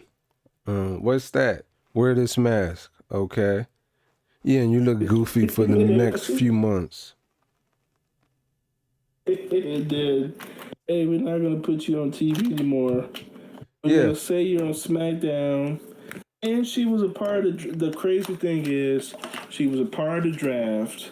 Because I saw the shit on Twitter. She was a part of the draft. But she was never drafted. She was never used. She was a part of the draft. They drafted her to I think she was drafted to SmackDown or Raw. I know she was drafted, but they never used her. They never made a video package for her, nothing. Why would they do that? They don't even like her. She never won any titles in the company. I was like, and that's definitely true too, because she didn't even win the NXT Women's Championship. And every woman most every woman that's been through the NXT, roster has at least won it one time. Yep. Except the exception for a few of them that have never held the title, and they just got stuck on the main roster. And the funny thing is, Marseille Martinez, she was like, "No, I'm not doing this retribution stuff. Bye," and she left it. Right. She was there for one hot minute and then left it. I do wish she would have stayed with Impact. Me too, but we already know it's not her. It's not her. It's Impact. Yeah. Once they start bringing in accountants, that's when all the fun is gone. They just playing penny pinching. She was in AEW before she went to Impact. Yep. Before she went to WWE. Before she went to WWE, she was with AEW. Yeah, she was in that. And then she left. It was just I think an appearance deal or something. That's why. She was supposed to be in that. She was supposed to actually stay there, but that didn't happen. So she ended up leaving. She went to WWE and left. She went to Impact. Thought they was going to keep her, but they fucked up that and let her go. Yep. And now she's back. Now she's back with AEW. She's worked for 3 promotions. within the same year. Yep, and it's not her fault. So I'm not gonna blame it. It's not her fault. No, it's definitely not. I mean, it's the WWE. They could have really used her because I was talking about this with a friend. You know, the draft. If you're gonna make some big switches, some wrestlers that need more work should have went to NXT, and the wrestlers that we felt like that are NXT could go up to the main roster, give some edginess to it.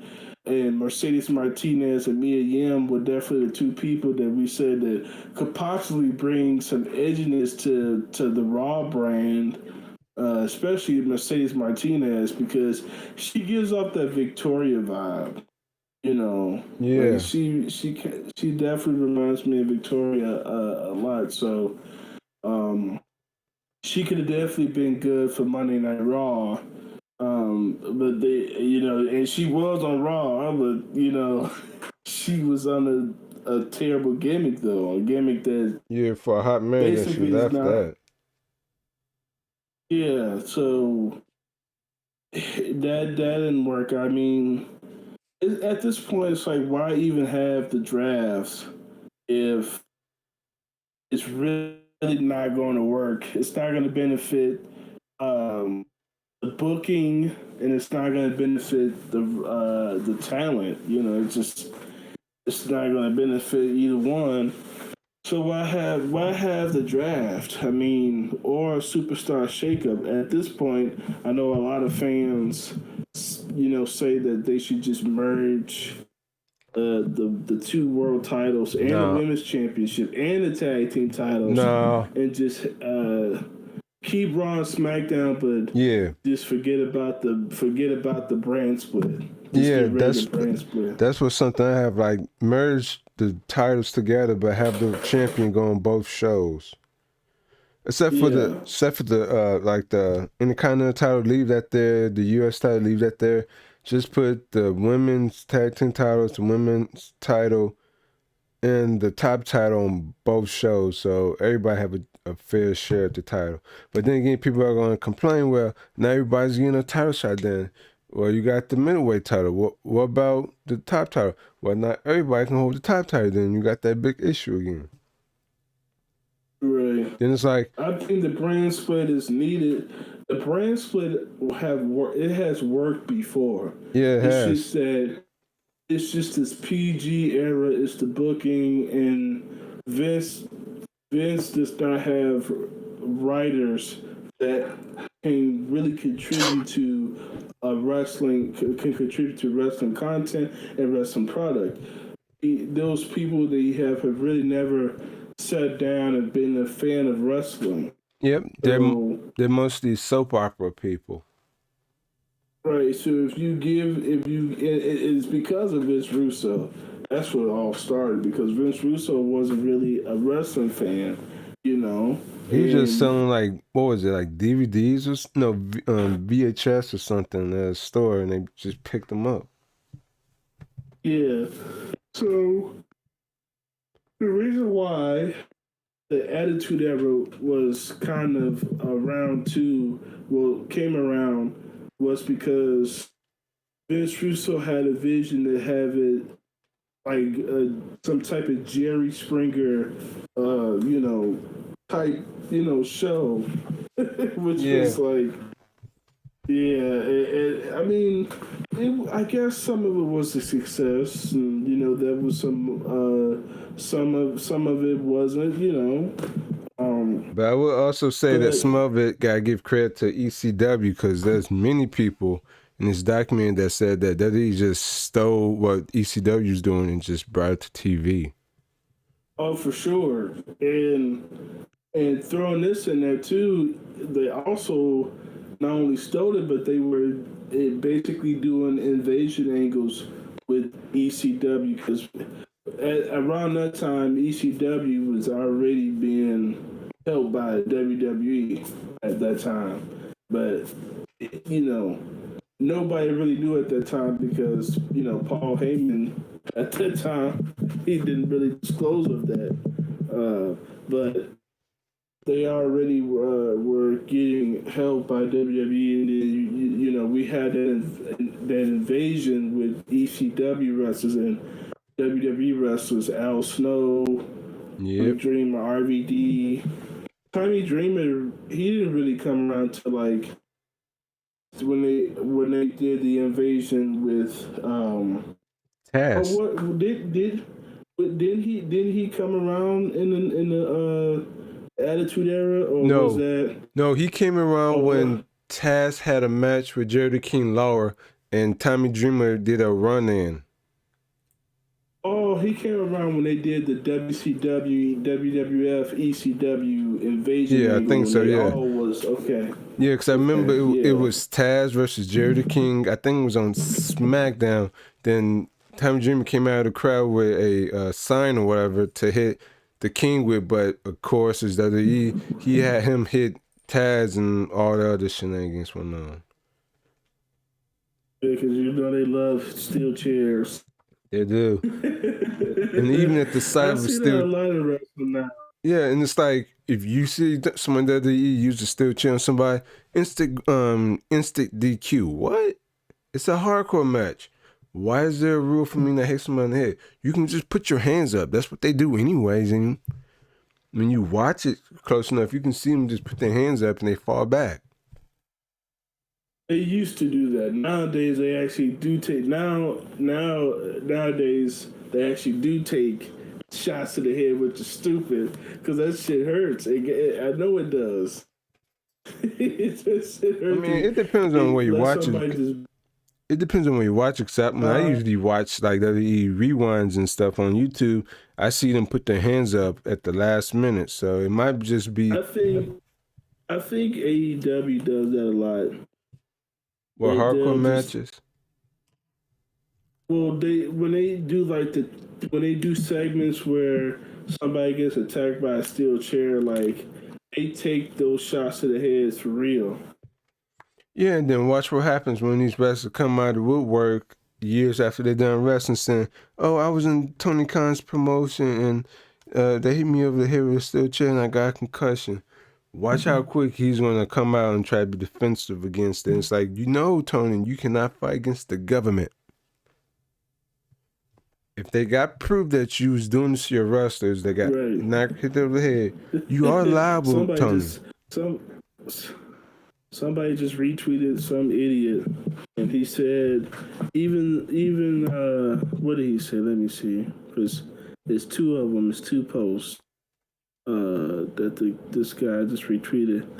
So some people are saying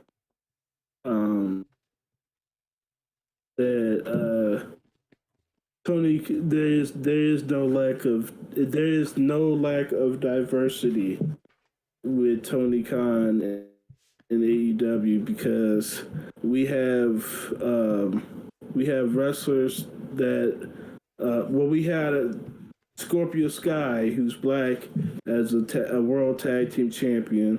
We got two Hispanics as the tag team champions now.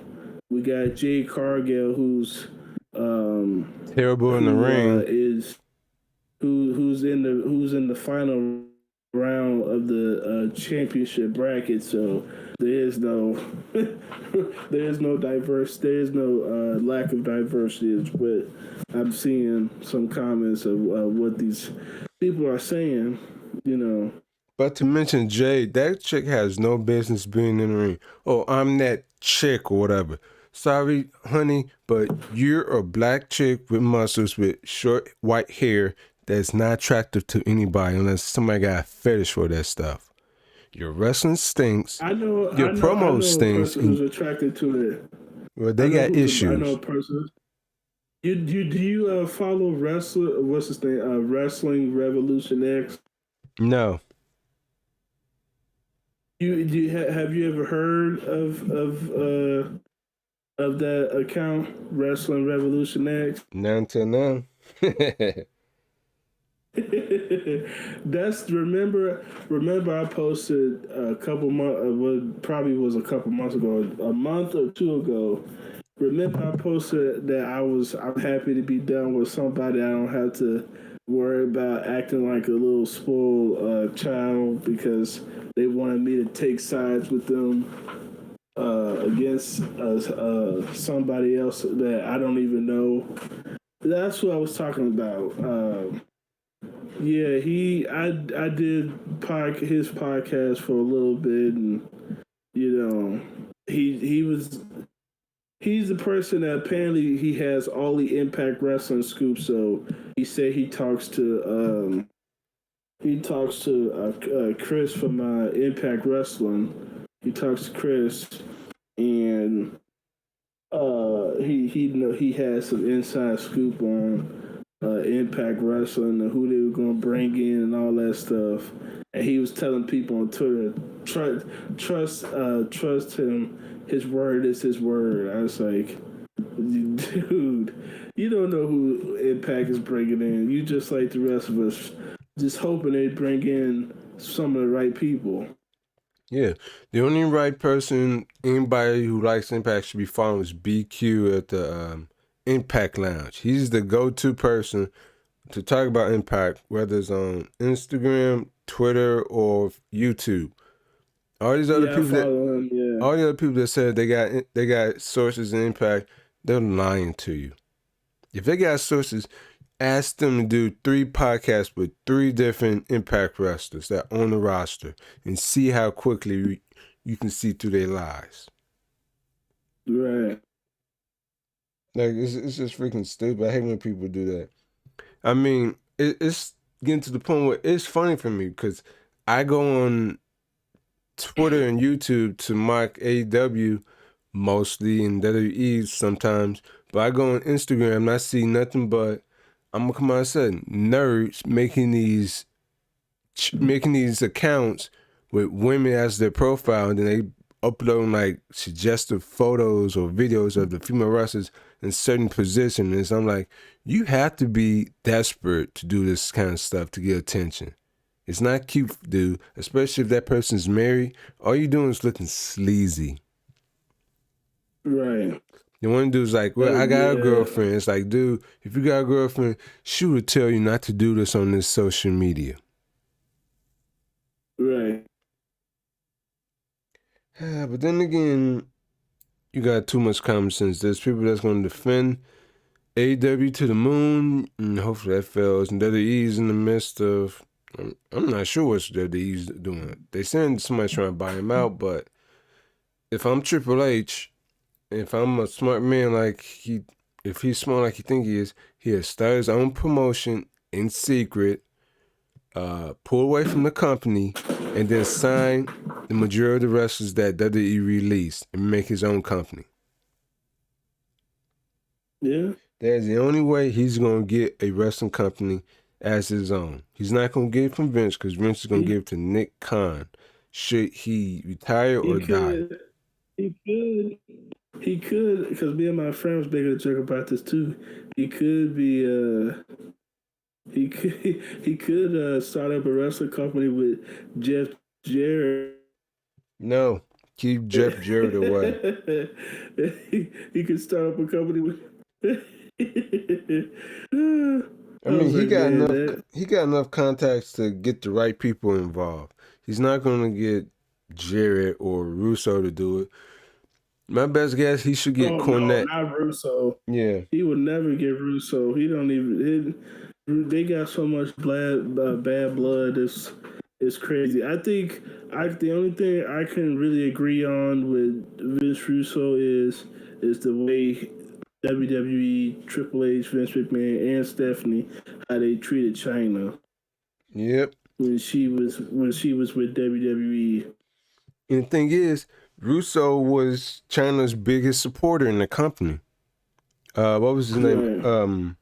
Cornette even said Russo was Chyna's biggest supporter. He would put the title on her, give her the big push because he saw her as one of the best women in the company.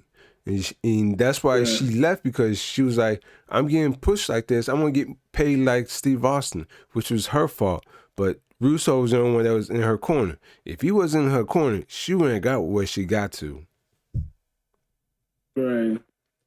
I never forget when she came to she came to Impact. Me either. I was like, I hope And that she was like stays. that. Yeah, I was hoping she was going to stay. I think she had too many problems I think for. No, I think by that time, from what I read, she was a English teacher in Japan, so she was only there for a limited amount of time before she had to head back to Japan. Yeah. And she's Yeah, I like, just. she's like, Yeah, I just. it's funny because she's my number one favorite women wrestler of all time. Yeah, I loved her work, and especially around that time because the women's division was really just being picked back up or getting really started in WWE, but it wasn't at the point. It wasn't at the point it needed to be. Not like it was when the Ruthless Aggression era came, and still then the Ruthless Aggression era was not where it needed to be for women too until now. I mean, but even before the Ruthless Aggression era, I mean, really decided to give women more. Impact Wrestling was already doing that. I They can tell were, you this point blank. I knew WWE was watching Impact when they pulled that trick what they did with what was it, Michelle McCool and Layla splitting the women's title. I'm like, you got that from Impact yeah, because Impact had the women's knockouts title, and you trying to give those two something to play with. I knew that somebody was watching Impact right, after that. right. It's like And you couldn't invest money to getting those belts around the you couldn't tag team titles for the women around that time because y'all division was just terrible at the time. right,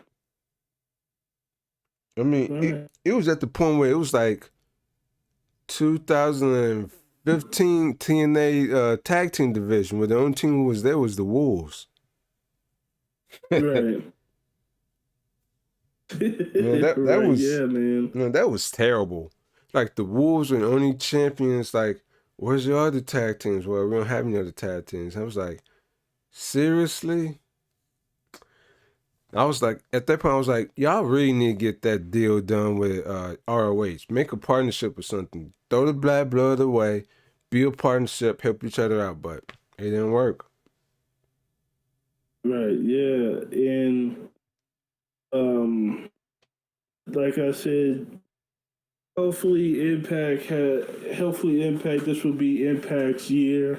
I mean, 2020 they had a decent year. There was some stuff that could have been better, but they had a decent year. I feel like they could sit back now and evaluate 2021, and they could really listen to the fans and listen to everybody else that have criticized them. And Impact has got some good criticism, ain't bad.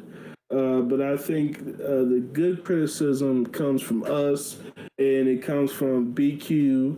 It comes for the real Impact supporters that really want to see the company take off and grow as much as they can. And like I said, 2022 seems like it's going to be a good start for them because now they're going to not super big venues, but they're going to venues that are a little bit bigger than the venues that we've seen them in currently.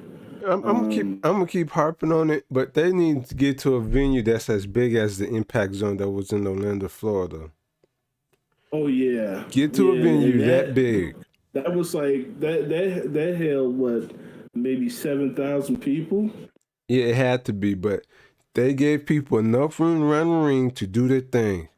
What do they have now? Right now, they look like they just playing wrestling, like they playing high school wrestling. It's like that. Right. You see how close the ramp is to the rings? Like seriously, that is a risk right there. Right, and that's what I've been saying all along. They really need to. They need to be at bigger venues, but I think before they can even do that, they really need to they're still at the stage of trying to rebuild that, rebuild getting a bigger fan base. But I think they can do it because they set out all their pay per views and events all the time. So it's kind of hard to believe that they're not able to go to those big venues because they sell out. They just sold out for Hard to Kill. And the thing is, like we've been saying, it's either Ed or Scott Demore who are just booking the same small venues because they're trying to pinch on money and booking these poor looking production episodes, and people are getting irritated because when you see WWE spending money, their production look good. AEW spending money, their production good. Impact is the only one of the three that looks poor. And even when RH was still running, they looked better than Impact. Because they still had the long ramp, enough space for people to move around, whereas Impact's like, no, what, we're just going to hoard the money. We're not going to invest any more money into this company. Right. And the weird and funny thing is, Impact is always losing something to AEW. The production team that they had with Billy Corgan, that production team left last year or the year before to go to AEW. So that production is somewhat better, but yeah. Yeah, it's like I don't understand why they gotta every time they show the ring or they show a match, why do we have to see the ramp? Why do we have to see the stage? Why can't it be pointed towards all the fans or most of the fans? You know, because there was a lot of people in the Sam Towns venue. There was a lot of people in there when they turned on them lights. Because we complained about them. We complained about the lighting and everything. And I think they finally listened to some of it. They still haven't listened to the camera angles. But at least they listened to the lights need to be, queued up a little bit because it should be that dark in there. I mean, we should be able to see all the wrestling fans in there, and it was a lot. Because people that were there were taking pictures and posting them on their Twitter page, and it was a lot of people in the Sam Towns venue. Yeah, I remember seeing that too, and it's like, at the same time, AEW's filling out mostly what everyone call it. Impact is filling out, but WWE is still having trouble with their venues and stuff like that. It's like, this is the perfect time to capitalize on this Impact. Bring in more wrestlers, increase the budget a little bit, and get in more teams. You got people wanting more good wrestling. More tag teams. Yeah. We definitely need more tag teams because at this point, it's kind of like the Good Brothers were a great addition to Impact, but it's time to not set them aside, but they don't need the titles. I mean, they just let them go. Really just release them at this point. Release them.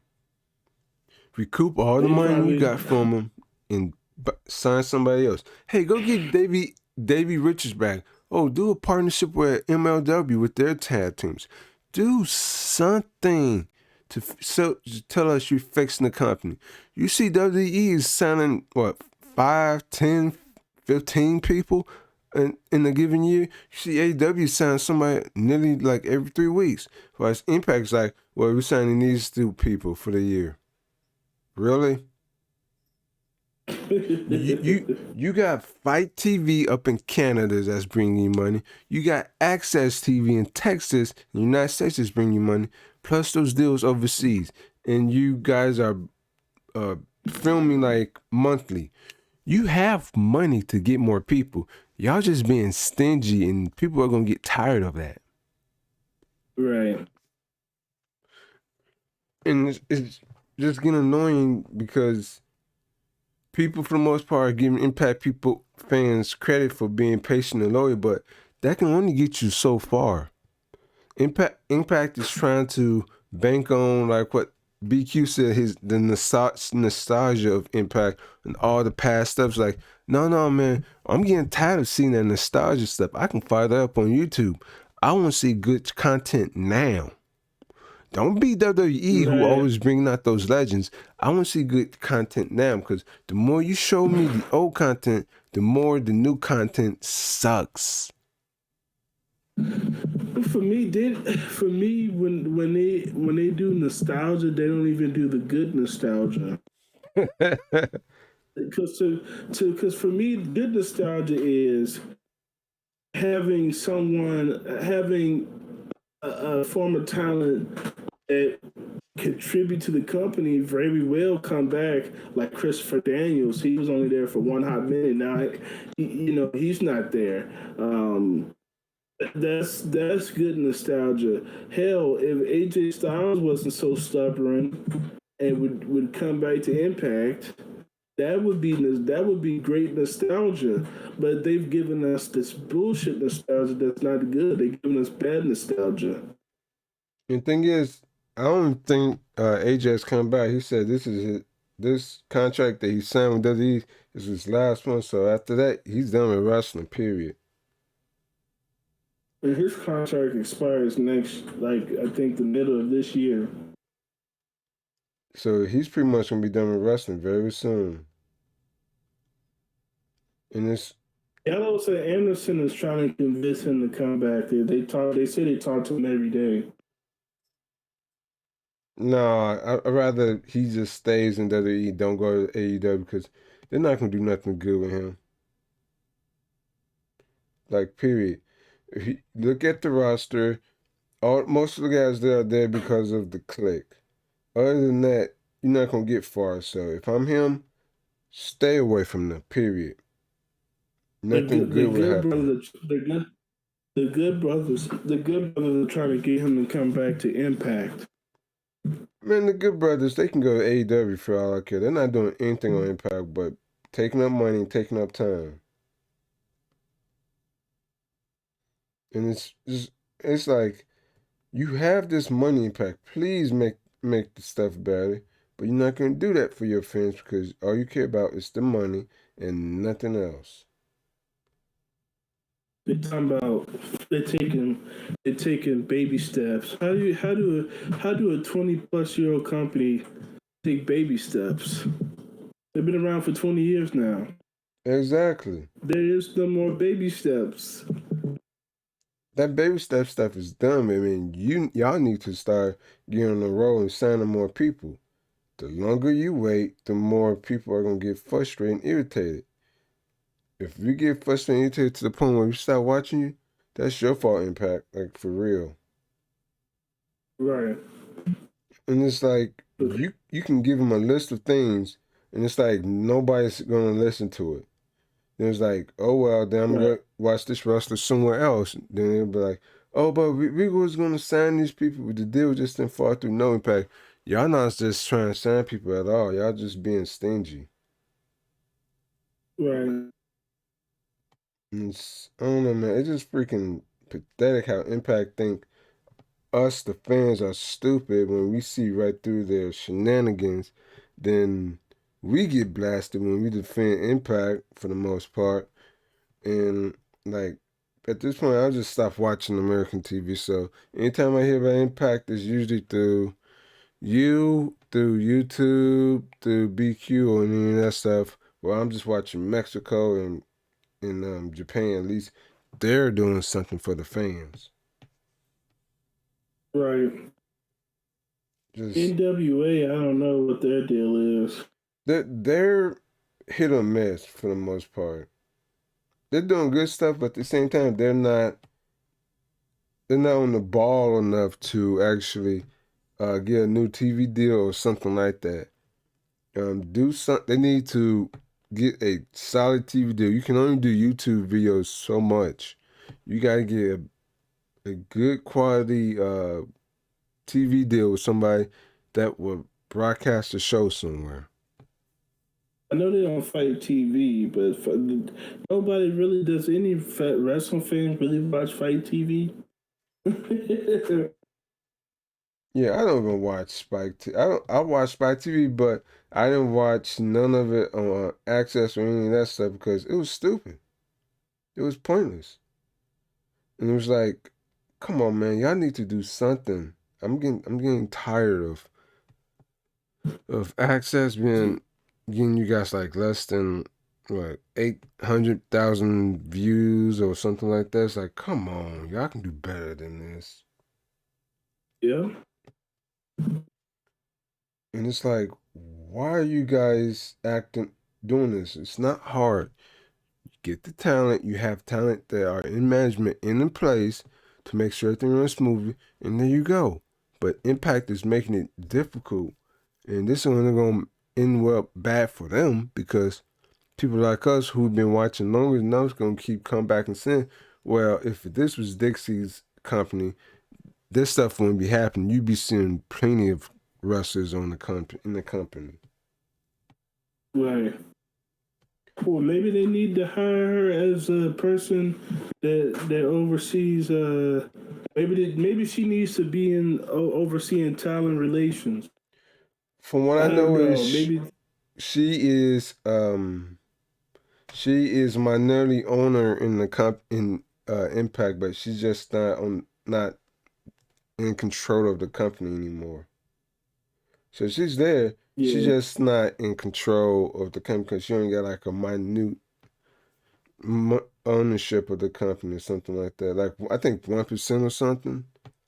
So yeah, her 5%. control is not there. She got. I know she got like 5% of Impact, and Anthem has 95%.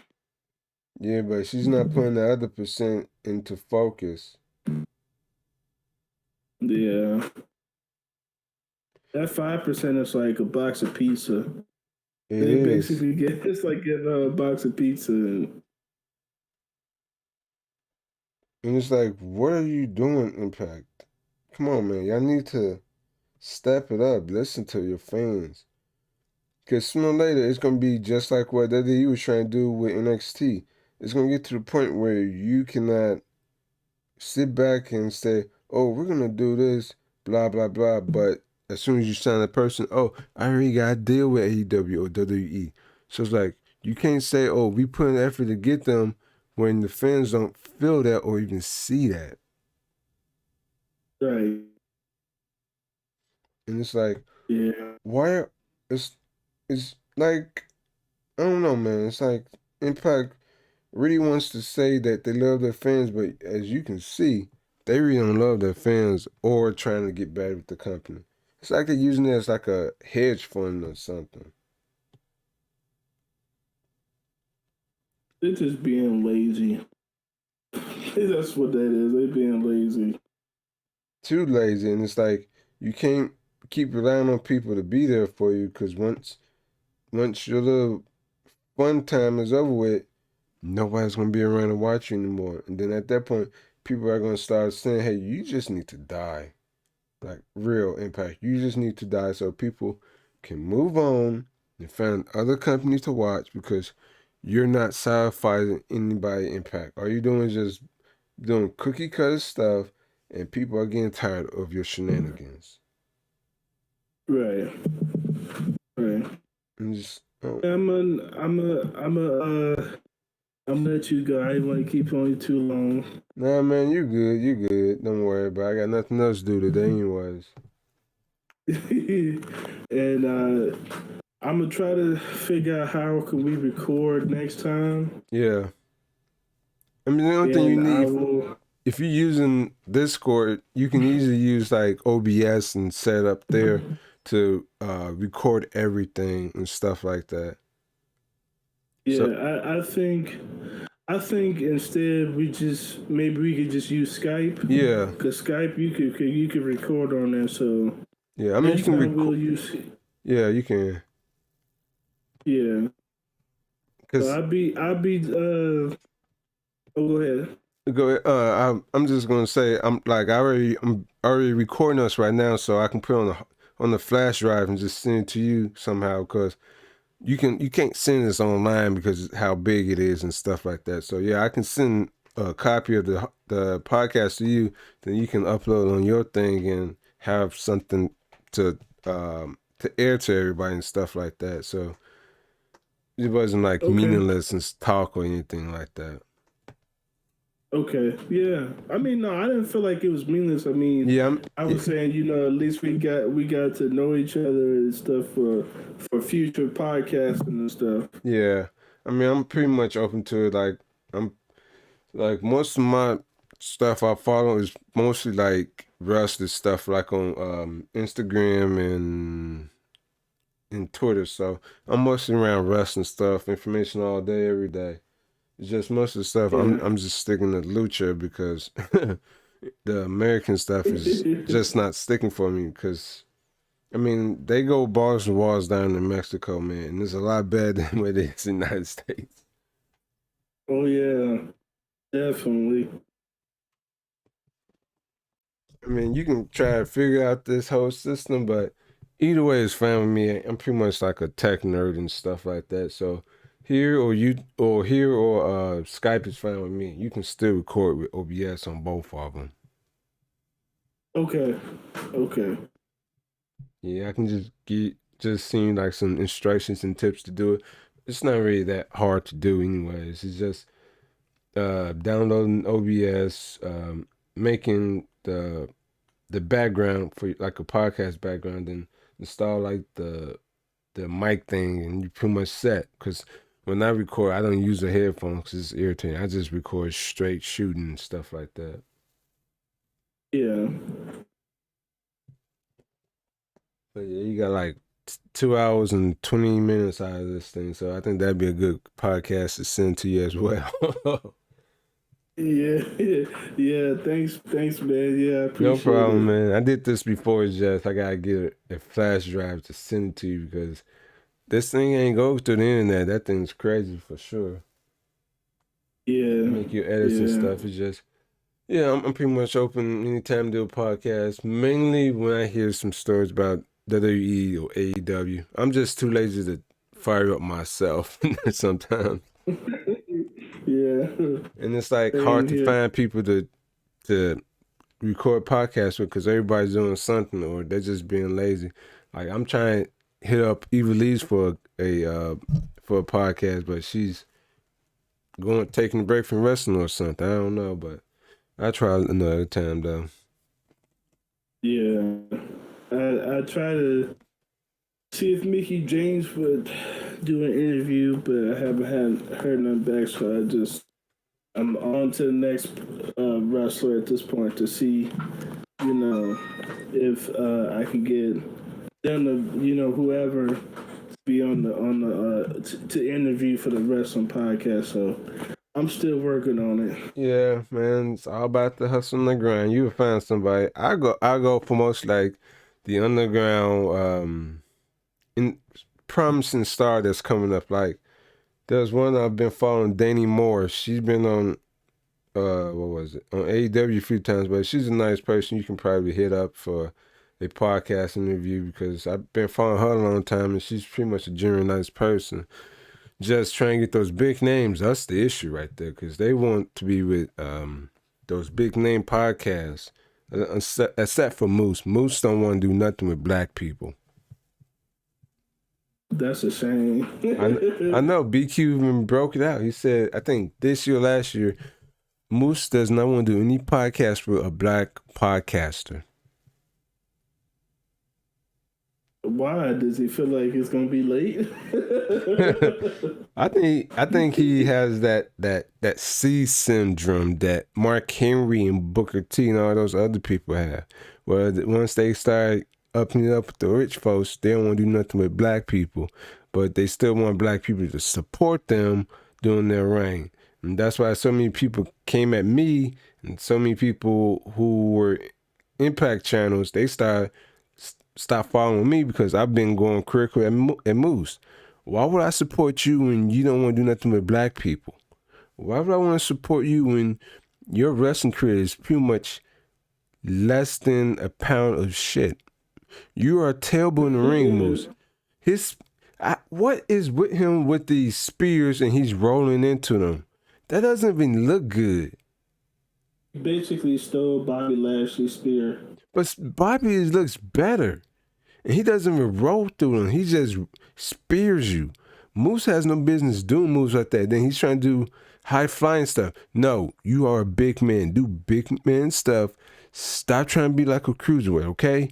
And you definitely don't look good doing it. Right. And he's trying to show off and everything. It's like, Moose, the only other company you work for was ROH. And the only reason why you got to Impact was because of Mike Bennett. And Mike is gone. So whatever little special order you have, it's ran its course. So you can say about people, people on the internet are mad at me because I did this. No. Some of us are just put off by your whole gimmick.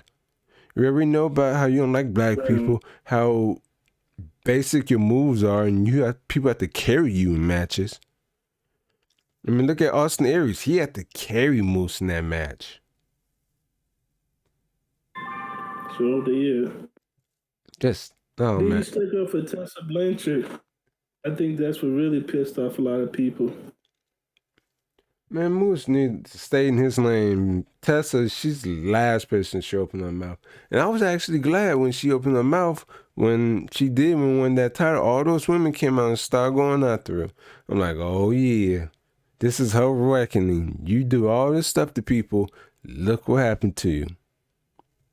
Yeah. And that's why Wow lost that TV deal. Wow was like, hey, Tessa's being a bully, Tessa's doing all this stuff, and Anthem didn't want to hear it, so they canceled that deal. Right. And then, yeah. So it's like, I want to be on the side of Impact, but at the same time, they don't look good in this situation either, because you let her go and you let other key people go. Who is that good person you brought in? The Good Brothers? They're terrible. Right. And it's very telling because the last person that was brought into Impact under the TNA banner was Michael Bennett and Maria when Billy was there. Right. Once he left, yeah, it's very telling. It's like they don't know what they're doing in that company. They're not Vince. You only have, 3 creative people? It should not be that hard to hire new talent and fill up that roster, but they're not doing it. Right. And if they can sign that, what was that Russian girl, Misha or whatever her name is? Yeah. Yeah. They can sign her, but they can't sign Mercedes Martinez. I'm sorry, but that Russian chick, she does not look good in that ring with her hair look up like that. It's like, what the heck is that? I didn't even know who she was until they said she wrestled on AEW Dark or Elevation or whatever, and I don't even watch that. I don't either. That's how I figure out about who she is too. But it's like, what the heck is on her head? For me, it's all about presentation. If your appearance looks sloppy in the ring, or you have a certain way, it's like, what is going on here? It looks messed up. Like her hair, I can't get behind her hair up like that. It's all flopping all over the place. Her hair's not even that long. Let it flow down. You at least have her hair down. Plenty of women have their hairs down. If it's like past the shoulder, then yeah, put in a ponytail. But her hair's not even that long. It's like, sweetie, no, I'm put off. That's why I like the inspiration. They got long hair, but they work around that issue. Right. And it's funny too because, what was it? Havoc are not on good terms anymore because I used to talk to her a lot on Instagram and stuff about wrestling or whatever.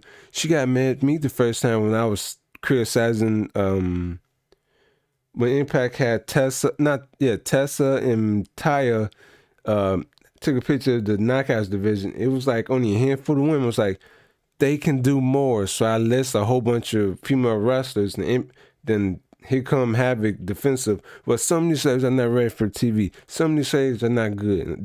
Then I came back a year later. It's like, it's the same thing they said about her. Yeah. then I came back and I said the same. I said Havoc. Some of these ladies I just list, they been on TV. Sasha Martinez, she was with ROH on TV. Lena Austin, she was on NXT UK on TV. So your little excuse of some of these are inexperienced or they're not on TV, they're invalid, period. And I don't care if they're young or not. get them in the company, groom them to be in the company to work a certain style, and let them be themselves. Right. Stop trying to get all these older women in there who want to demand, okay, I got kids now, so I can't work this amount of days, I can't do this. Get the young talent in there. Bring new blood. You can't keep hiring Brandy Lauren every time. That's not gonna work. Amber Novo, she been gone. You can't rely on her anymore.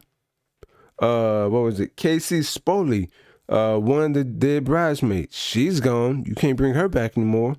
You keep retreading the same women, and some of them don't even wrestle.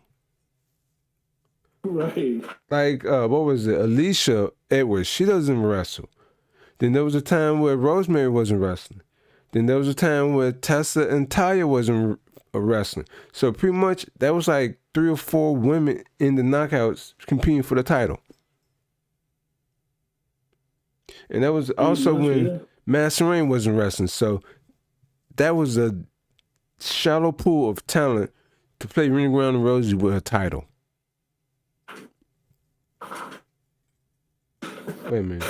Didn't they have a deal with OVW?